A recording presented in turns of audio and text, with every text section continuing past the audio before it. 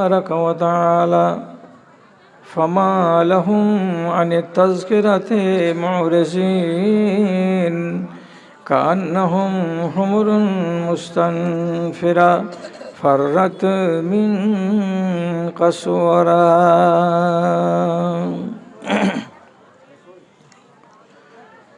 শুনো গো প্রভু মোর এই নিবেদন, তোমাকে ডাকি আমি বাঁচি যতক্ষণ, আমি বাঁচি যতক্ষণ।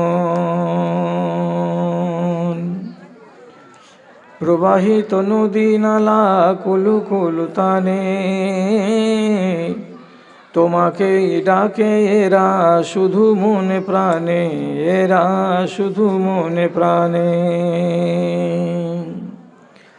এদের মনের মতো করো মোর মন, তোমাকে ডাকি আমি বাঁচি যতক্ষণ, আমি বাঁচি যতক্ষণ।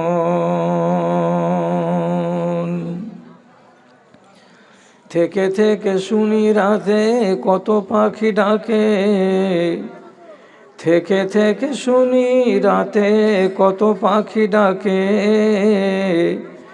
দুঃখ কি জানে না তারা বড় সুখে থাকে, তারা বড় সুখে থাকে। সেই সুখে ভরে দাও আমারও জীবন, তোমাকে ডাকি আমি বাঁচি যতক্ষণ, আমি বাঁচি যতক্ষণ।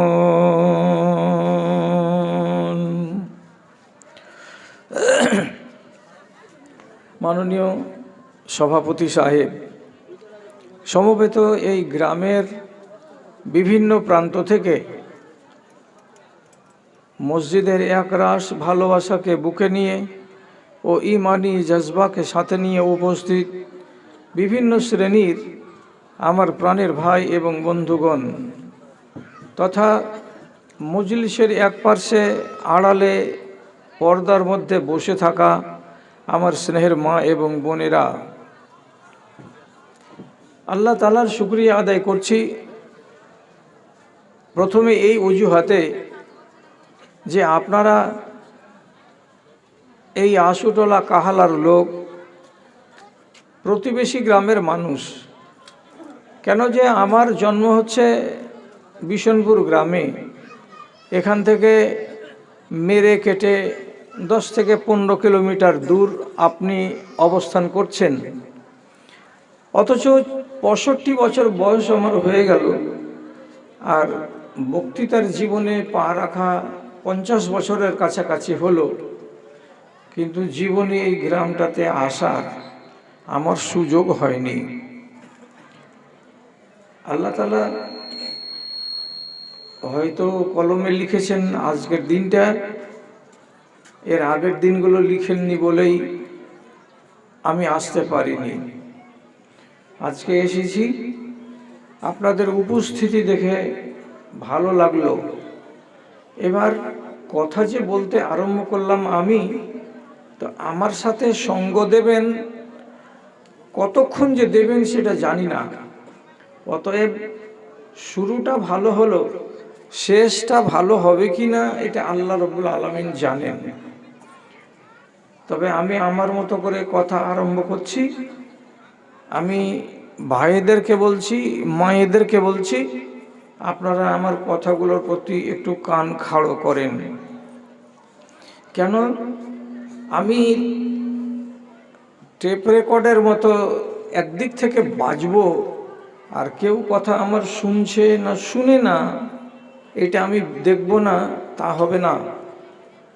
আমি বাজবো, আপনি যদি আমার দিকে কান লাগিয়ে রাখেন তাহলে, আর আপনি যদি অন্য দিকে কান রাখেন, আপনি নিজের ভেতরে কথা বলেন, নিজে নিজে ব্যস্ত থাকেন, তাহলে আমি ঠিকঠাক বাজতে পারবো না। আর দ্বিতীয় কথা হলো, আমি যে এসেছি তো আপনার কিছু রোগ আছে তাকে সারবো বলে, আমি যে এসেছি তো আপনার মনে কোনো কথা আছে সেটাকে শুনবো বলে, তাহলে আপনি যদি আমার কথা না শুনেন তো আপনার কথা আমি কখন শুনব? আপনি যদি আমার কথা না বুঝেন তাহলে আপনি আর আমাকে জিজ্ঞেস করবেনটা কি? এই জন্য সবটির কাছে আমার অনুরোধ, আমি কি কথা বলছি কথাগুলোর প্রতি একটু সুবিচার করুন। খুব বেশি রাত হয়নি, আর এই অনুষ্ঠানের মজলিসগুলো রোজ রোজ হবে না। আজকে একবার হয়েছে, যদি কিছুক্ষণ আমাদের নিদ্রার ব্যাঘাত ঘটুক। এখন বাজছে ঘড়িতে রাত 11:15, আমি আরম্ভ করলাম 12:15, 12:30, এটা কোনো বড় রাত নয়।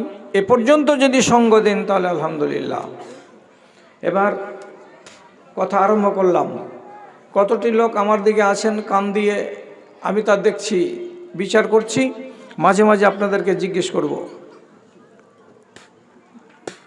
কথা হলো, রাসূলুল্লাহ যখন নিজেকে নবী হিসাবে আত্মপ্রকাশ করেননি, তখন ওই মক্কার ডানে আর বামে ওই দেশে যতগুলো লোক ছিল সমস্ত দেশের লোকগুলোকে বলা হয়েছে জাহেল।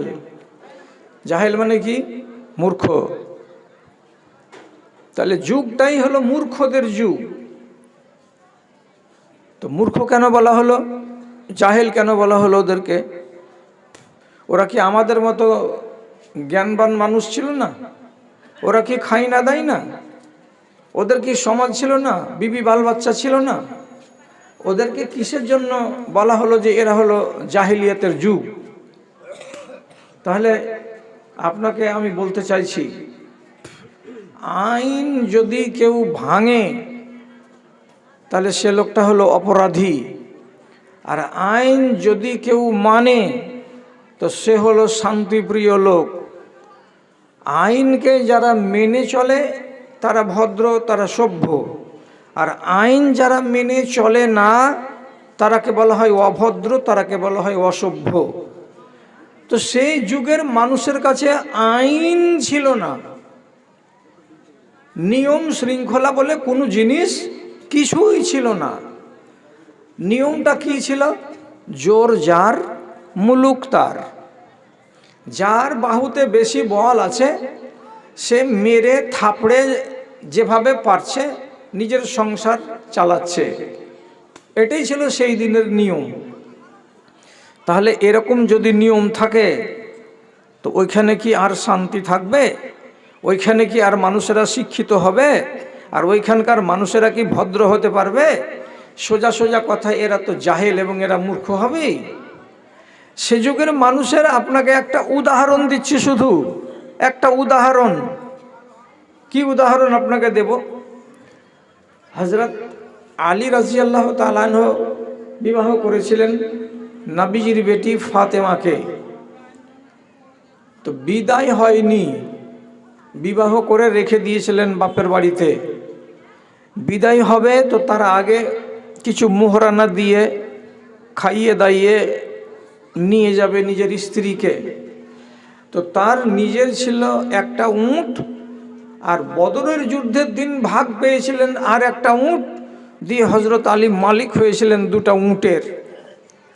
তিনি মনে মনে বললেন, কিছু ব্যবসা করব দুটা উট নিয়ে গিয়ে, আর ব্যবসা করে টাকা পয়সা কামাই করব, আর করার পরে যে লাভ টাভগুলো হবে সেই লাভগুলো দিয়ে আমি মোহরানা আদায় করে খাইয়ে দাইয়ে নবীজির বেটিকে বিদায় নিয়ে আসব। বেঁধে রেখেছিলেন উট দুটাকে একটা আনসারি লোকের বাড়ির পিছন দিকে খেজুরের গাছে। একদিন দুপুরবেলা যাচ্ছেন যে উট দুটোকে দেখি কেমন হয়ে আছে। তো গিয়ে দেখছেন তো দুটা উটের মাঝকার ভুঁটির সামনে চাকু চালিয়ে পুরো পেটকে ফেড়ে দিয়েছে, আর কলেজাকে মোচাকে বের করে নিয়েছে। উট দুটো মরে পড়ে আছে। এই ঘাটছো কেন মাইকটাকে জি? আর বদলাতে হবে না, তোমার মাইক চিনা হয়ে গেছে, তুমি বেশি ঘাঁটিও না। যা ঘাঁটছো এতে আরো নষ্ট হবে। ভালো আছে যেটা এখন বাজছে, ভালো আছে, আর ঘাঁটাঘাঁটি করিও না। দুটো উটের যদি বুক চিরে দিয়ে জীবন নাশ করে দিয়ে থাকে, তো এই গরিব ছেলেটার মনে কতখানি ব্যথা হবে। রসুলুল্লাহর কাছে দৌড়ে গিয়ে বলছেন, আল্লাহ পাকের রসুল তাড়াতাড়ি আসেন। নবীজিকে হাত ধরে টানতে টানতে ওই খেজুরের গাছের তলায় নিয়ে গেলেন, দেখালেন যে আমার উঁট দুটোর অবস্থা কি। তখন নবী বলছেন, কে এই কাজ করলো? আশেপাশে চলো তো দেখি। তো পাশের বাড়িতে তিনি গেলেন, দুজন লোককে সাথে করে নিয়ে, এক আলী রাদিয়াল্লাহু তাআলা আনহুকে আর একটা কাজের ছেলে গোলামকে নিয়ে নবীজি এক ঘরের ভেতরে ঢুকছেন। তো ঘরের ভেতরে যদি ঢুকছেন তো দেখা যাচ্ছে কি, বালিশে হেলান দিয়ে কাত হয়ে মদের গেলাসকে হাতে করে নিয়ে মাঝে মাঝে চুমুক দিচ্ছে, আর 3-4টা যুবতী মেয়ে ছেলে ওর সামনে ডান্স করছে আর গান গাইছে। রসুলুল্লাহ গেলেন, যাওয়ার পরে দেখছেন এটা কে? তো নিজের চাচা হজরতে হামজা রাদিয়াল্লাহু তাআলা আনহু, তখনই ঈমান হয়নি। রসুলকে দেখা মাত্রই মদে ঢোল মাথা, বুদ্ধি নেই। সাথে সাথে বুখারী শরীফের রিওয়ায়াত, তিনি বলছেন, মা আনতুমি ইল্লা আবিদুন লি আবাই, আমার বাপের চাকরেরা এখানে কি জন্য এসেছো তোমরা? এই কথাটা রসুল যখন শুনলেন তখন সাথে সাথে বুঝে নিলেন এর ব্রেন ঠিক নেই, মদে ঢোল হয়ে আছে। আর এই মদ তার দ্বারাই এই কাজটা করিয়েছে। কেন করিয়েছে? ওই যুবতী মেয়ে ছেলেরাই গান করতে করতে করতে করতে বলেছিল, তোমাকে আমরা বীরের বেটা বীর বলে মানব। কখন মানব? যদি তুমি এখন এই ঘর থেকে বেরিয়ে চাকু হাতে করে নিয়ে কাউরি উটের পেটকে চিরে দিয়ে আমাদের সামনে কলিজা আর মোচাকে হাজির করে দিতে পারো, তাহলে জানবো যে তুমি আসলে বীর পুরুষের বেটা। তো মেয়েকে, মহিলাকে রাজি করার উদ্দেশ্যে কতটি নোংরা কাজ করলো। এক তো মদ পান করছে, 2 নম্বর মেয়েদেরকে সামনে নাচাচ্ছে আর গান গাওয়াচ্ছে, আর 3 নম্বরে পরের মালকে নষ্ট করছে, বুক চিরে দিয়ে 2টো উটের প্রাণহানি করছে। এতগুলো যে নোংরামি হলো, তখনও এদের সামনে ন্যায্য বিধিবিধান মদ সম্পর্কে আসেনি। না আসার কারণে এই কাজগুলো এরা আগেও করেছে, আজকেও করছে। তাহলে আপনি বলুন, এই কাজটা করা ভদ্রতার পরিচয় না অভদ্রতার পরিচয়? এই যে অভদ্র কাজটা এরা করলো, আর এর মতো হাজারো মানুষ করে, এই জন্য সেই দেশের মানুষগুলোকেই বলা হয় এরা অভদ্র। এদের কাছে কানুন নেই। কানুন আস্তে আস্তে এলো, আর যখন কানুনগুলোকে মানতে লাগলো মানুষ, তখন ভদ্র হতে লাগলো। তো জাহেলিয়াতের যুগ শেষ হলো কবে?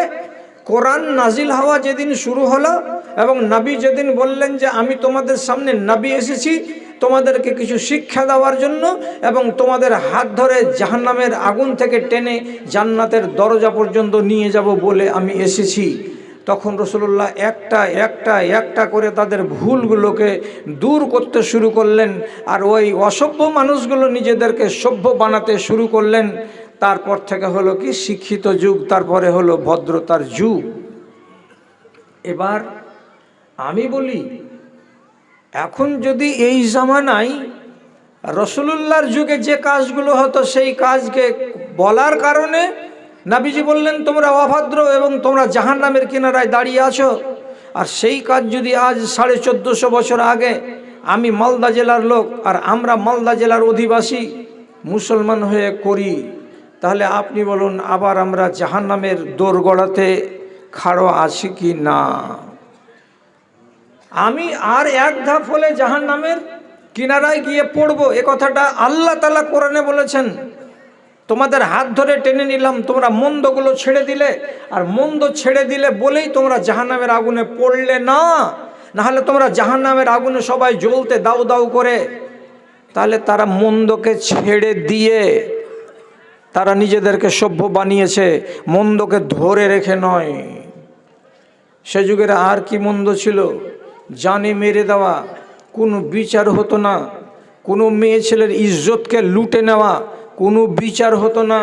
নারী জাতির যদি খালি মাসিক হতো, ওর স্বামী জানতে পারতো, তো রাত 12টার সময়তে ওকে মেরে বিছানা থেকে নামিয়ে দিত।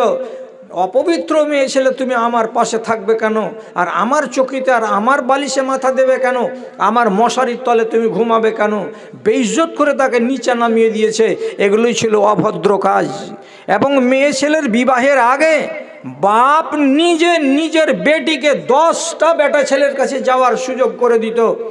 বেটা বাচ্চা পেট থেকে যখন পয়দা হতো, তো এই ছেলেটা, যেই ছেলেটার সাথে চেহারায় মিল হতো, ওই যে 10টা ছেলেকে বেটির কাছে যেতে দিয়েছিল, ওই একটা ছেলেকে জামাই বলে মেনে নিত।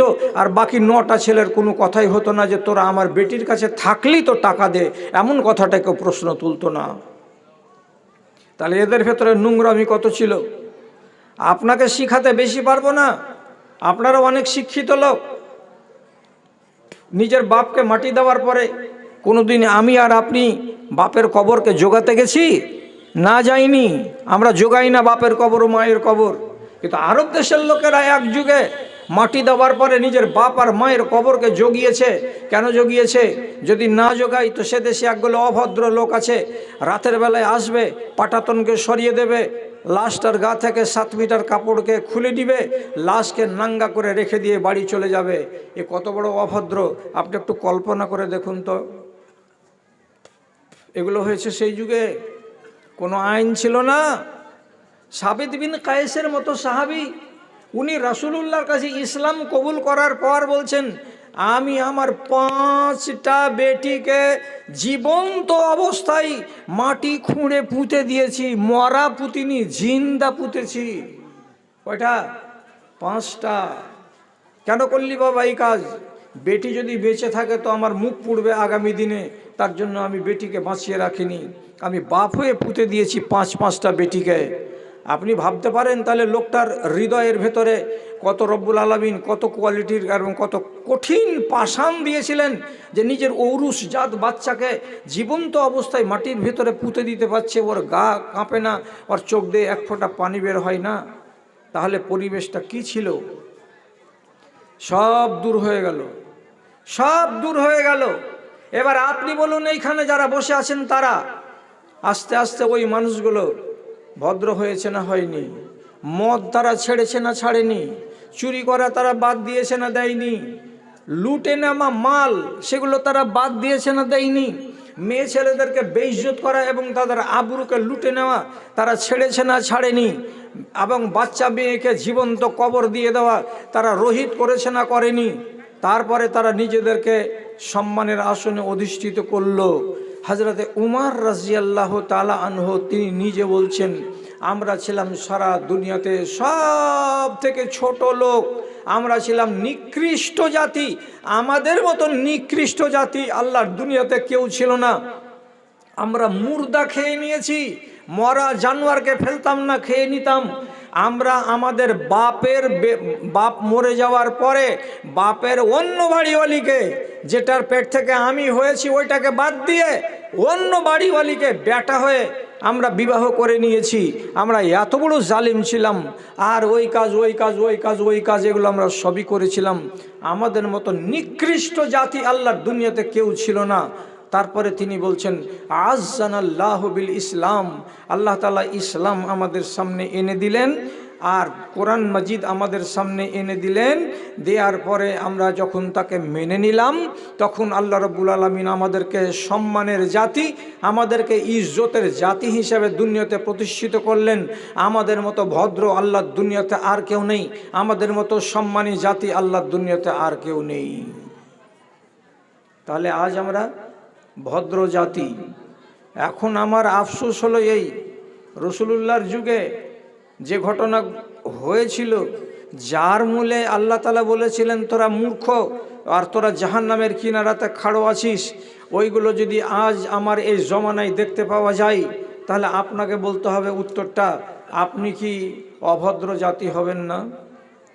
আপনাকে কি আর বলা যাবে না যে এরা অশিক্ষিত, এরা ওই যুগেরই লোকের মতো, এবং এই হালাতে যদি এরা মরে যায় তাহলে জাহান্নামের ভিতরে গিয়ে ঢুকে যাবে? এ কথাটাকে আমি বলতে পারি না? আমার সমাজের লোক আজ হারাম ছাড়েনি। আমার সমাজের লোক রাসূলুল্লাহর কথাকে অক্ষরে অক্ষরে পালন করতে তৈয়ার হয়নি। আমার সমাজের লোক আল্লাহর কথাকে অক্ষরে অক্ষরে পালন করতে তৈয়ার হয়নি। অথচ তারা বেদিন ছিল, তারা আল্লাহর কথাকে যখন মেনে নিল তখন ইজ্জতওয়ালা হলো। আপনি কেন মানতে পারলেন না আজ? আপনি বলবেন কি মানিনি মৌলভী সাহেব, কোনটা মানিনি? আমি একটা বলছি আপনাকে, খেয়াল করে শুনুন। রাসূলুল্লাহ মসজিদের ভেতরে একদিন বলছেন মেয়ে ছেলেদেরকে সবদিকে ডেকে, ইস্তাখিরনা ইস্তাখিরনা আলাইকুন্না বিহাফাতিত তারিক। ও মেয়ে ছেলেরা, যখন নামাজ শেষ হয়ে যাচ্ছে তখন তোমরা এবং বেটা ছেলেরা একসঙ্গে মসজিদ থেকে বের হচ্ছ, হুড়াহুড়ি হচ্ছে, গায়ে গা লেগে যাচ্ছে, শরীরে শরীর লেগে যাচ্ছে, এরকম ভিড়াভিড়ি করে হুড়াহুড়ি করে মেয়ে এবং ছেলে মসজিদ থেকে বের হওয়া ঠিক নয়, ঠিক নয়। কি করতে হবে তোমাদেরকে? রাসূলুল্লাহ বলছেন বেটা ছেলেরা আগে মসজিদ থেকে বেরিয়ে যাবে, ততক্ষণ পর্যন্ত তোমরা মসজিদের ভেতরে বসে থাকবে। 5 মিনিট পরে 7 মিনিট পরে যখন দেখবে বেটা ছেলে মসজিদে আর নাই, তখন তোমরা বের হবে। তাহলে কি হবে? তোমাদের সাথে মানুষের ভিড়াভিড়ি হবে না, তোমাদের সাথে মানুষের হুড়োহুড়ি হবে না। আর নবীজি বললেন যখন রাস্তা দিয়ে চলবে তখন তোমাদের রাস্তা হলো এক সাইডে, মধ্যেকার রাস্তা দিয়ে তোমরা চলবে না। এই কথাটা রসুল একদিন মসজিদে নববীর ভেতরে বললেন। বাস তারপর দিন থেকে মদিনার মসজিদে মেয়ে ছেলেরা যে আসতে লাগলো আর যেতে লাগলো, কেমনভাবে আসতো, কেমনভাবে যেত।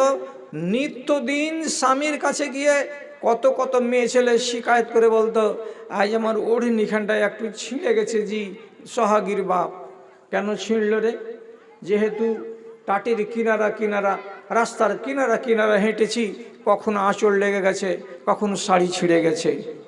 তাহলে সেই যুগের মেয়ে ছেলেরা একটা কথাকে এত জোর দিয়ে মেনে নিল আর এত শক্ত করে মেনে নিল যে তারপর থেকে কোনো মেয়ে ছেলেকে আর এইভাবে পুরুষদের সাথে হুড়োহুড়ি করতে দেখতে পাওয়া গেল না।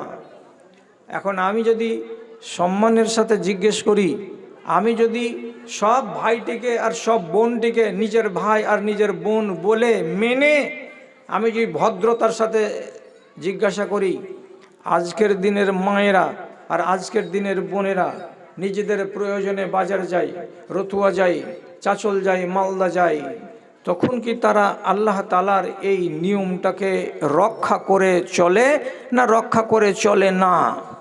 আপনি কি উত্তর দিবেন? যদি বলেন হ্যাঁ এই কানুনটাকে তারা মেনে চলে, তাহলে পরে হাটের ভেতরে 100টার ভেতরে 30টা মেয়ে ছেলে মুসলমানের বেটি বোরকা গায়ে দিয়ে কেন দেখা যাচ্ছে? আপনি বলবেন বাজার করতে যাচ্ছে। বাজার ও কেন করতে যাবে? তার স্বামী কি মারা গেছে, তার বাপ কি মারা গেছে।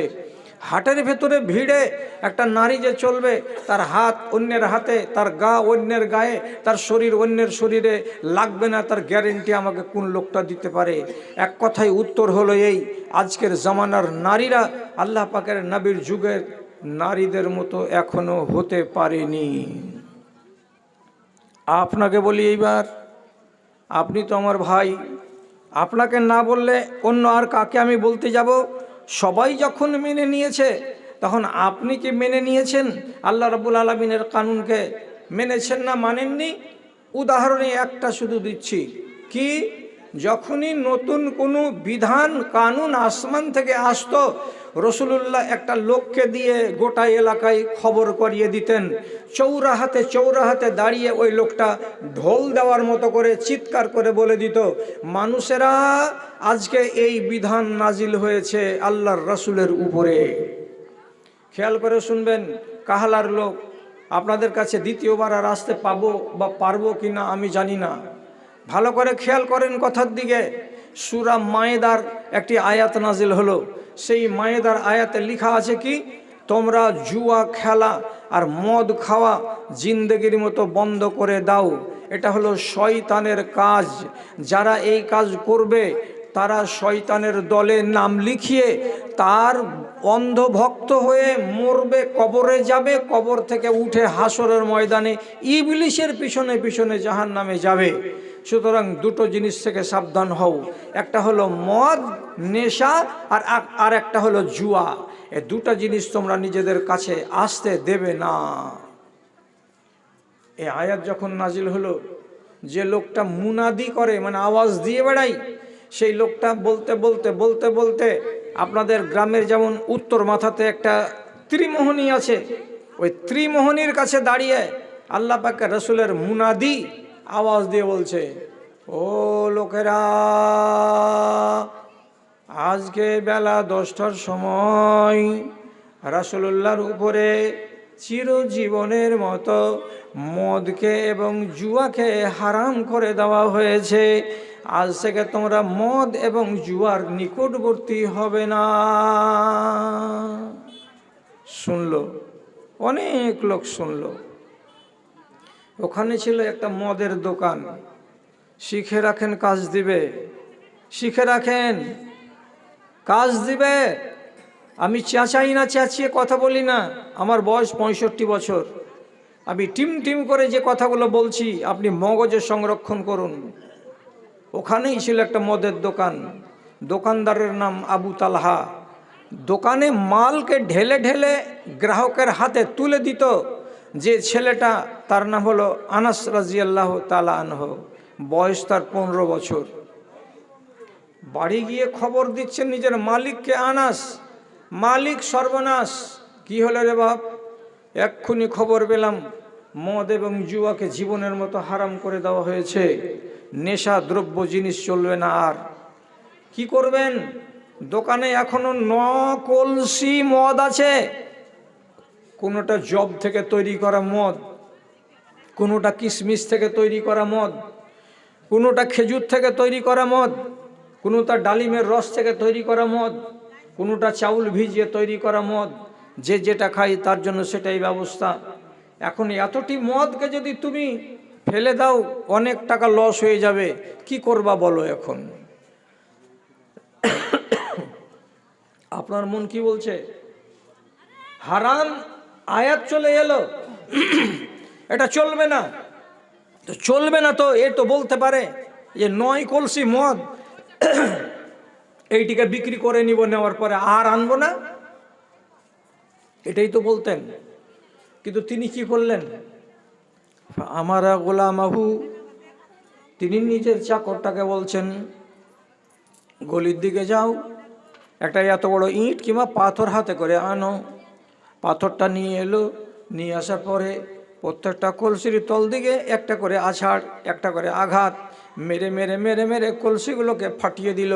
আর ফাটিয়ে দিয়ে যত রস ছিল, যত শরাব ছিল, সমস্তকে সেখানে বহিয়ে দিয়ে জিন্দেগির মতো দোকানকে বন্ধ করে দিয়ে বলছে, এ আনাস, চেয়ারকে উল্টে দাও, সাইনবোর্ডকে উল্টে ফেলে দাও, মানুষের বসার জায়গাগুলোকে ভেঙে চুরমার করে দাও। আজ থেকে মদকে জীবনের মতো বন্ধ হয়ে গেছে, আমিও বন্ধ করে দিলাম। মদ খাবো না, মদ কাউকে খাওয়াবো না। তাহলে এত বড় ঈমান যে চলন্ত দোকানটাকে 1 মিনিটের ভেতরে ভেঙে চুরমার করে দিয়ে বললেন, হারামের ব্যবসা করব না। এখন আপনার দিকে যদি আমি তাকাই যে ভাই, আপনারা তো আমার জাত ভাই, আপনাদের খবর একটু বলবেন। আপনারা এইগুলো জিনিস সম্পর্কে ওয়াকিবহাল আছেন, জানেন? আপনারা কি সেবন টেবন করেন? তো আপনি আমাকে কি জবাব দিবেন? না মাওলানা, ওইরকম আমাদের ভিতরে নাই। কই, আমাদের তো চোখে পড়ে না। কিন্তু আমি যে চোখ দিয়ে দেখছি সেই চোখের কথা বলছি। 100টা লোকের ভেতরে 10টা লোক লুকিয়ে লুকিয়ে বোতল থেকে ঢেলে ঢেলে মদ খাই প্রত্যেকটা গ্রামে। আপনি বললেন তোমার বিশনপুর গ্রামে কি ফেরেশতা বাস করে? না, আমার গ্রামের ভেতরে মদখোর আছে। এবং আমি মৌলভী সাহেব প্রত্যেকটা লোককে আমি জানি। কে কে মদ খায়, মদ না খেতে গেলে বাঁচে না, তাকে আমি চিনি। আর আপনি মনে মনে ভাবছেন যারা গিলাসে ঢেলে খায় তারাই পাপী, নেশা যারা যারা সেবন করে তারাই পাপী। নেশা এক রকমের হয় না। যদি আপনি না মানতে পারেন, 2-1টা লোক কেউ বলবেন কালকে সকালবেলায় চায়ের দোকানে একগুলো নেশা হয় পাউডার, নাকের ভেতরে এমনি করে ভরে জোরে নিঃশ্বাস টানতে হয় এক নাককে চেপে দিয়ে, ওটাকে বলা হয় নসি। ওতে ওর মাথা খুব টনটনে হয়ে থাকে আর কাজে মন বসে, এটাই একটা। আর একগুলো আছে কি, ছোট ছোট ঘোড়া ছাপা টিনের ডিব্বার ভেতরে কিংবা প্লাস্টিকের প্যাকেটের ভেতরে খুলে দিল আর তালুতে নিয়ে নিল, আর এমনি করে নিয়ে 3 চাপন এইদিকে আর 3 চাপন ওইদিকে দিয়ে মুখটাকে 10 মিনিট বন্ধ করে রাখলো। ওর গা ঝিমঝিম করে উঠলো, ওকে অত্যন্ত আনন্দ লাগলো, ওর মনের ভেতরে উত্তেজনা তৈরি হলো, ওর নেশা মিটে গেল। এটাকে বলা হয় গুল। আর একগুলো নেশা আছে আমাদের দেশে, যে নেশাগুলো থেকে আমাদের বর্তমান সমাজের 100টার ভেতরে 60টা যুবক ছেলে আক্রান্ত। 60টা। আল্লাহ যার উপরে দয়া করেছে সেই ছেলেটা রেহাই পেয়ে আছে, বাদ বাকি কোনো ছেলে এইখান থেকে রেহাই পায়নি। সেটার নাম হলো কি, তিরঙ্গা, সেটার নাম হলো শেখর, সেটার নাম হলো মধু, সেটার নাম হলো গুটখা। এইগুলো জিনিসে ঘিরেছে কাকে? তো আমার সমাজকে। এটাও হলো হারাম। আর আমার সমাজের ভেতরে 100টার ভেতরে 10টা লোক পাওয়া যাবে এমন বুড়া বাপজি যে নমাজ পড়ে, অথচ নমাজ পড়তে এসে মসজিদের ওযুখানাতে বসার পর কলসাতে আঙুল ভরে দিয়ে পচা খৈনিকে ফেলে দিয়ে তারপরে বিসমিল্লাহ বলে ওযু শুরু করে। এমন নমাজি দেখেননি? আমার গ্রামে নাই, আপনার গ্রামে নাই। এটাও হলো একটা হারাম জিনিস, যেটা পকেটে করে নিয়ে বেড়াচ্ছে আর সেবন করে করে যাচ্ছে। মরার অফিস টাইম চলে এলো, তথাপি আপনি ছাড়তে পারেননি। আচ্ছা, ছাড়তে যে পারেননি, তাহলে আপনি কেন বলবেন গাল ভরা দাবি করে যে আমরা মুমিন, আমরা মরে গেলে জান্নাত পাবো? এত বড় মসজিদ করে রেখেছি। আল্লাহর কসম খেয়ে বলছি, আল্লাহ তাআলা বলছেন ইন্না মিনাল মুজরিমিনা মুনতাকিমুন। যে আমার একটা কানুনকে ভাঙবে তাকে বলা হবে জালিম, আর যে ব্যক্তি জালিম হবে তার সাজা আমি দেবই দেব। একটা কানুন যে ভাঙবে, একটা, তাকে জালিম বলা হয়। আপনি এবার বাছাই করে দেখুন মজলিসে কত রকমের জালেম দেখতে পাবেন। রকমারি জালেম আমার দেশের ভেতরে ভর্তি হয়ে আছে। দাদারে, আপনার আমি হাত ধরে বলছি, আমার ভুল ধরিয়েন না, আমার ভুল ধরে আপনি রেহাই পাবেন না। আপনার ভুল ধরছি, আপনি নিজে যদি বাঁচতে পারেন তো বলুন যে না, আমি এ রোগে আক্রান্ত নই। আবু আইয়ুব আনসারী রসুলুল্লাহকে মেহমান পেলেন মদিনাতে, প্রথম দিন খাবার এনে দিলেন এত বড় প্লেটে করে। তো রসুল এমনি করে লোকমা তুলে মুখে দিতে যাবেন, তো মুখে পুরবার আগেই লোকমাটাকে ফিরিয়ে আবার প্লেটে রেখে দিলেন। দিয়ে আবু আইয়ুব আনসারীকে বলছেন, বাবা আবু আইয়ুব আনসারী, খানাটা নিয়ে যাও, আমার খাওয়া চলবে না। মেহমান খাবে না এই কথাটা জানতে পেরে আবু আইয়ুব আনসারী কত দুঃখিত হলেন। আল্লাহ রসুল, আপনার জন্য খানা করেছে আমার বিবি, এত যত্ন করে আপনি খাবেন না কেন? তো নবীজি বলছেন, আমি জিবরিলের সাথে কথা বলি, আর তোমার খানাতে আছে কাঁচা পেঁয়াজ আর কাঁচা রসুন, আর কাঁচা পেঁয়াজ রসুন খাওয়া মুখ নিয়ে যদি আমি জিবরিলের সাথে কথা বলি, তাহলে পরে আমার জিবরিল কষ্ট পাবে, আর আমি জিবরিলকে কষ্ট দিতে রাজি নই। এই জন্য তুমি খানাটা ফিরিয়ে নিয়ে যাও। আপনাকে আমি একটু অনুরোধ করে বলছি, ওটা তো ছিল জিবরিলের ব্যাপার। আর আপনি যখন এই খাইনি খাবার নাপাক মুখখানা নিয়ে ওযু করে নিয়ে মসজিদে দাঁড়িয়ে এমনি করে আল্লাহু আকবার বলে খাড়া হবেন আর শুরু করবেন কি, আলহামদুলিল্লাহি রাব্বিল আলামিন। আপনার মুখ দিয়ে একটু একটু করে শ্বাস বের হবে, আর যেটা খাইনি খাওয়া মুখ আছে ওই খাইনি খাওয়া মুখ থেকে পচা গন্ধ বেরিয়ে আসবে। মহিলার যেমন গন্ধ হয় বাঁশতলার, তেমনি মুখ থেকে বাঁশ বেরিয়ে আসবে, বাজে নোংরা। আপনি বলুন তো, সেই তিলাওয়াতগুলো লেখার জন্য আপনার পাশে যে ফারিস্তাটা আছে সে কি আপনার মুখের কাছে দাঁড়িয়ে, সে কি আপনার মুখের কাছে খাড়ো হয়ে আপনার জিকিরগুলো শুনতে পারবে, আপনার তিলাওয়াতগুলো শুনতে পারবে? কি ভেবেছেন? কেন ছাড়েন না? আপনি ছাড়বেন না তো ছাড়িয়েন না, আপনার গায়ে পড়ে আপনাকে আমি ছাড়াবো না। কিন্তু যারা এগুলো সেবন করে তাকে কি বলা হয়? মুজরিম। মুজরিম মানে আসামি, আর আসামিকে আল্লাহ তাআলা বলছেন আমি ছাড়বো না। আমার একটা কথাকে যদি না মানো, আর আমার একটা নিষেধকে যদি না মানো, তা আল্লাহর কানুন কয় প্রকার? তো 2 প্রকার। একগুলোকে বলা হয় আদেশ, আর একগুলোকে বলা হয় নিষেধ। আল্লাহর আদেশকে মানতে হবে আর আল্লাহর নিষেধকে মানতে হবে। আপনি বুঝতে না পেরে থাকলে আপনাকে আঙুলে গুনে বলছি, মাথার দরজাটাকে খুলেন। আদেশ কাকে বলে? করতে হবে, করতে হবে, এটাকে ছাড়লে হবে না, এটা হলো আদেশ। যেমন নমাজ পড়ো, রোজা রাখো, হজ করো, জাকাত দাও, সত্য কথা বলো, হালাল রুজি খাও, মা বাবার সেবা শুশ্রূষা করো, এবং নারী জাত বাইরে যখন যাবে তখন পর্দার সাথে যাবে, পর্দা করো। কটা বললাম? 8টা। একটা যদি ছেড়ে দেন, কোনটা ছাড়বেন? একটা ছেড়ে দেন যে একটা আমি মানবো না, কোনটা মানবেন না? কোনো একটা বলেন যে আমি এটা মানবো না। যে একটা মানবেন না আল্লাহর আদেশ, আপনি হলেন আসামি, আর আপনাকে আযাব পোহাতেই হবে। আপনাকে যদি বুঝাতে না পারি, তাহলে আপনারা এত সুন্দর বিবেক বুদ্ধিমান লোক আছেন, কে বুঝেন না? কথা বলেন আমার সাথে। আল্লাহ তাআলা ইবলিস শয়তানকে বলেছিলেন, আদমকে সিজদা করে দাও, আদমকে একটা সিজদা করে দাও। এটা আদেশ নয়? মাথা ঝুকান 3-4 জন, এটা আদেশ নয় আল্লাহর? তা আল্লাহ তো আদেশ করলেন যে তুমি আদমকে সিজদা করো। যত ফেরেশতা আছে সবাই, তো সবাই আমায় মেনে নিল, সিজদা করে দিল একটা, আর ইবলিস শয়তান সিজদা করে দিল না। তো আল্লাহর আদেশকে অমান্য করলো না ইবলিস? বুঝে? হ্যাঁ, ইবলিস যখন অমান্য করলো আল্লাহর একটা আদেশকে, আসামি হয়ে গেল। আসামি হওয়াতে লাভ কি হলো? লাভ কি হলো? তো আল্লাহর আযাব কি হলো তো শুনেন এবার। আল্লাহ তাআলা বলছেন, ফাখরুজ ইন্নাকা রাজিম, এখান থেকে তুমি বেরিয়ে যাও। আসমানের উপরে তোমাকে ফেরেশতাদের নেতা করে রাখা হবে না, তোমার পদটা তোমার কাছ থেকে ছিনিয়ে নেওয়া হলো। আর আমি তোমাকে কি করলাম? রাজিম বানালাম। রাজিম মানে ঝাঁটাখোর, রাজিম মানে লাঞ্ছিত, রাজিমের মানে হলো জুতাখোর। তোমাকে আজ থেকে জুতাখোর বানিয়ে দিলাম, তুমি জুতাখোর হয়ে চলে যাও। কত বড় জুতাখোর হলো, কত বড় জুতাখোর হলো আল্লাহর একটা আদেশকে না মানাতে। যে আপনি যখন নামাজে দাঁড়াবেন তখন আল্লাহুম্মা বায়েদ বাইনি পড়ার পর আপনাকে বলতে হয় কি হয় না? দয়া করে একটু হ্যাঁ না বলুন তো। বায়েদ বাইনি পড়ার পর কি বলতে হয়?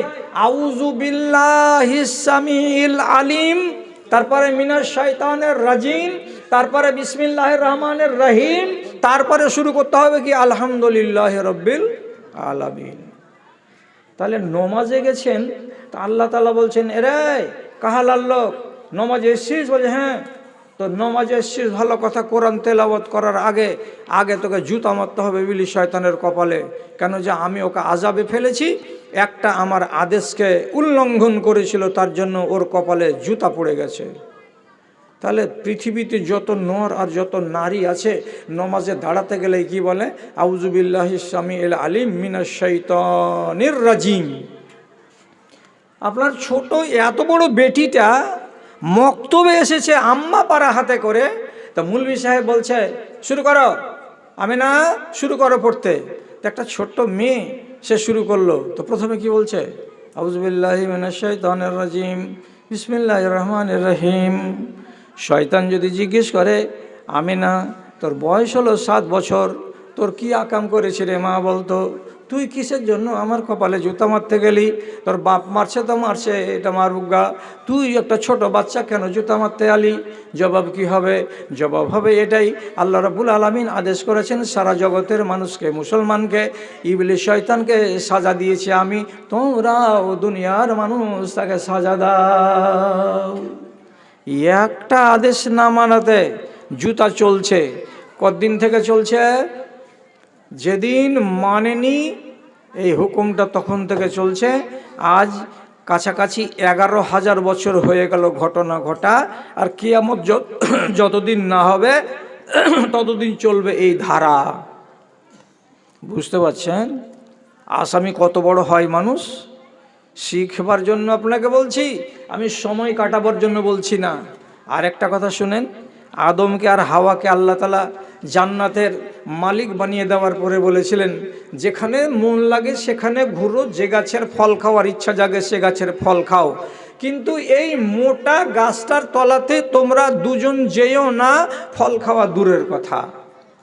15 দিন গত হলো না, আদম আর হাওয়া চলে গেল ঘুরতে ঘুরতে ওই গাছের তলায়, আর মা হাওয়া সব নুইয়ে নুইয়ে আছে লাল লাল ফলগুলো, হাতের নাগালে ফল, এমনি করে একটা পেড়ে, তারপরে ওকে ফেড়ে জিভ হাতে দিয়ে খাট্টা না মিঠা একটু টেস্ট করে দেখলো, আর দেখার পরে নিজে নিজে বলছে স্বামীকে, স্বামীজি আল্লাহ তো খেতে মানা করেছে, খাইও না, খালি জিভাতে দিয়ে দেখো ফলটা মিঠা না তিতা, কত সেন্ট করছে।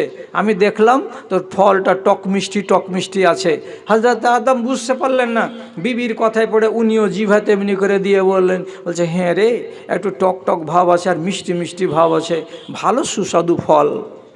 আল্লাহ তাআলা সূরা আরাফের ভেতরে বলছেন, এই তোদেরকে কি বলেছিলাম, লা তাকরাবা হাযিহি শাজারাতা, সারা জান্নাত ঘুরে বেড়াও কিন্তু এই বড় গাছটার তলায় যাবে না, ফল খাওয়া দূরের কথা।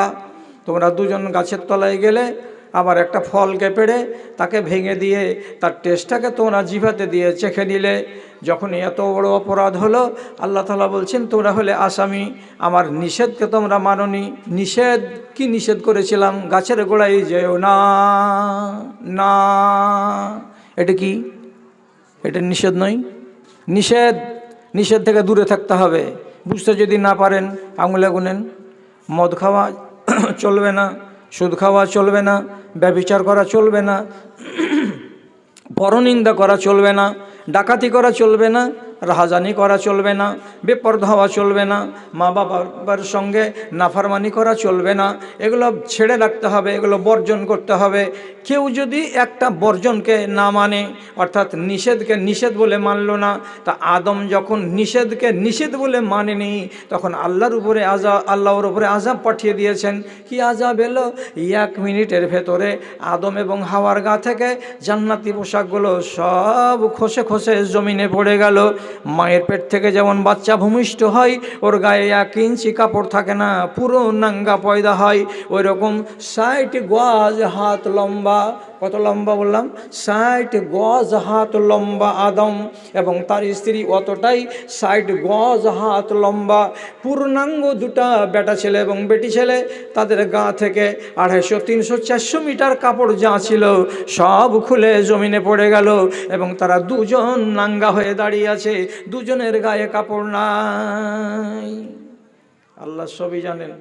কাছেখানে যে খালি জিজ্ঞেস করে বলছেন, কি ব্যাপার, তোমার কে দামি দামি কাপড়গুলাকে ঘরে থুয়ে এখানে ন্যাংটা হয়ে দাঁড়িয়ে আছো কেন, কাপড় গিয়েছে? দুজনই খালি খেপার মতন দেখছে ছিঁড়ে ছিঁড়ে কাপড়গুলোর দিকে। বলছে আল্লাহ পড়ে আছে, এলে পড়ে গেছে, আল্লাহ পড়ে গেল, খুলে পড়ে গেল নাকি? ওই যে সব টুকরা টুকরা হয়ে গা থেকে নেমে গেল, কিচ্ছু বুঝতে পারলাম না মালিক। তখন আল্লাহ তাআলা বলছেন মিঠা করে, আল্লাম আনহা কুমা আনতিল কুমার সাজারাতে, রে খেপা, আরে পাগলি, তোরা দুজনকে কি আমি 15 দিন আগে বারণ করে দিইনি, নিষেধ করিনি গাছের তলায় যাবি না রে? বারণ করেছিলাম না করি নাই? তখন দুজন বুঝতে পেরেছে, হলো রে পাগলি কি করেছিলি, আল্লাহ নিষেধ করেছে, এটা হলো নিষেধ, নিষেধকে নিষেধ হিসাবে মেনে নিতে হবে, না মানতে গেলে আসামি হবে, আর আসামি হয়েছি আমরা দুজন, এজন্য গা থেকে জান্নাতি পোশাক নেমে গেছে। কি করবে, পাপী যে হয়ে গেলে রে। আল্লাহ তাআলা চলে এলেন ওখান থেকে, থাক ন্যাংটা হয়ে। সাথে সাথে মাথাতে বুদ্ধি কুলাইলো, সেগুন গাছের বড় বড় পাতাকে পেড়ে একটাকে আর একটার সঙ্গে জোড় দিয়ে, হযরত আদম যেমন আন্ডার প্যান্ট পরে থাকে মানুষ পুল মারার টাইমে, ওইরকম আন্ডার প্যান্ট বানিয়ে খালি সতরটাকে ঢেকেছে। মা হাওয়া ওইরকম 3-4টা সেগুনের পাতাকে জোড় দিয়ে নিজের শরমগাহ আর বুকের সামনে ঢেকে রেখেছে, কোনো রকম করে তো একটি ইজ্জতটাকে ঢাকি। আল্লাহ তাআলা ওখান থেকে চলে গেলেন।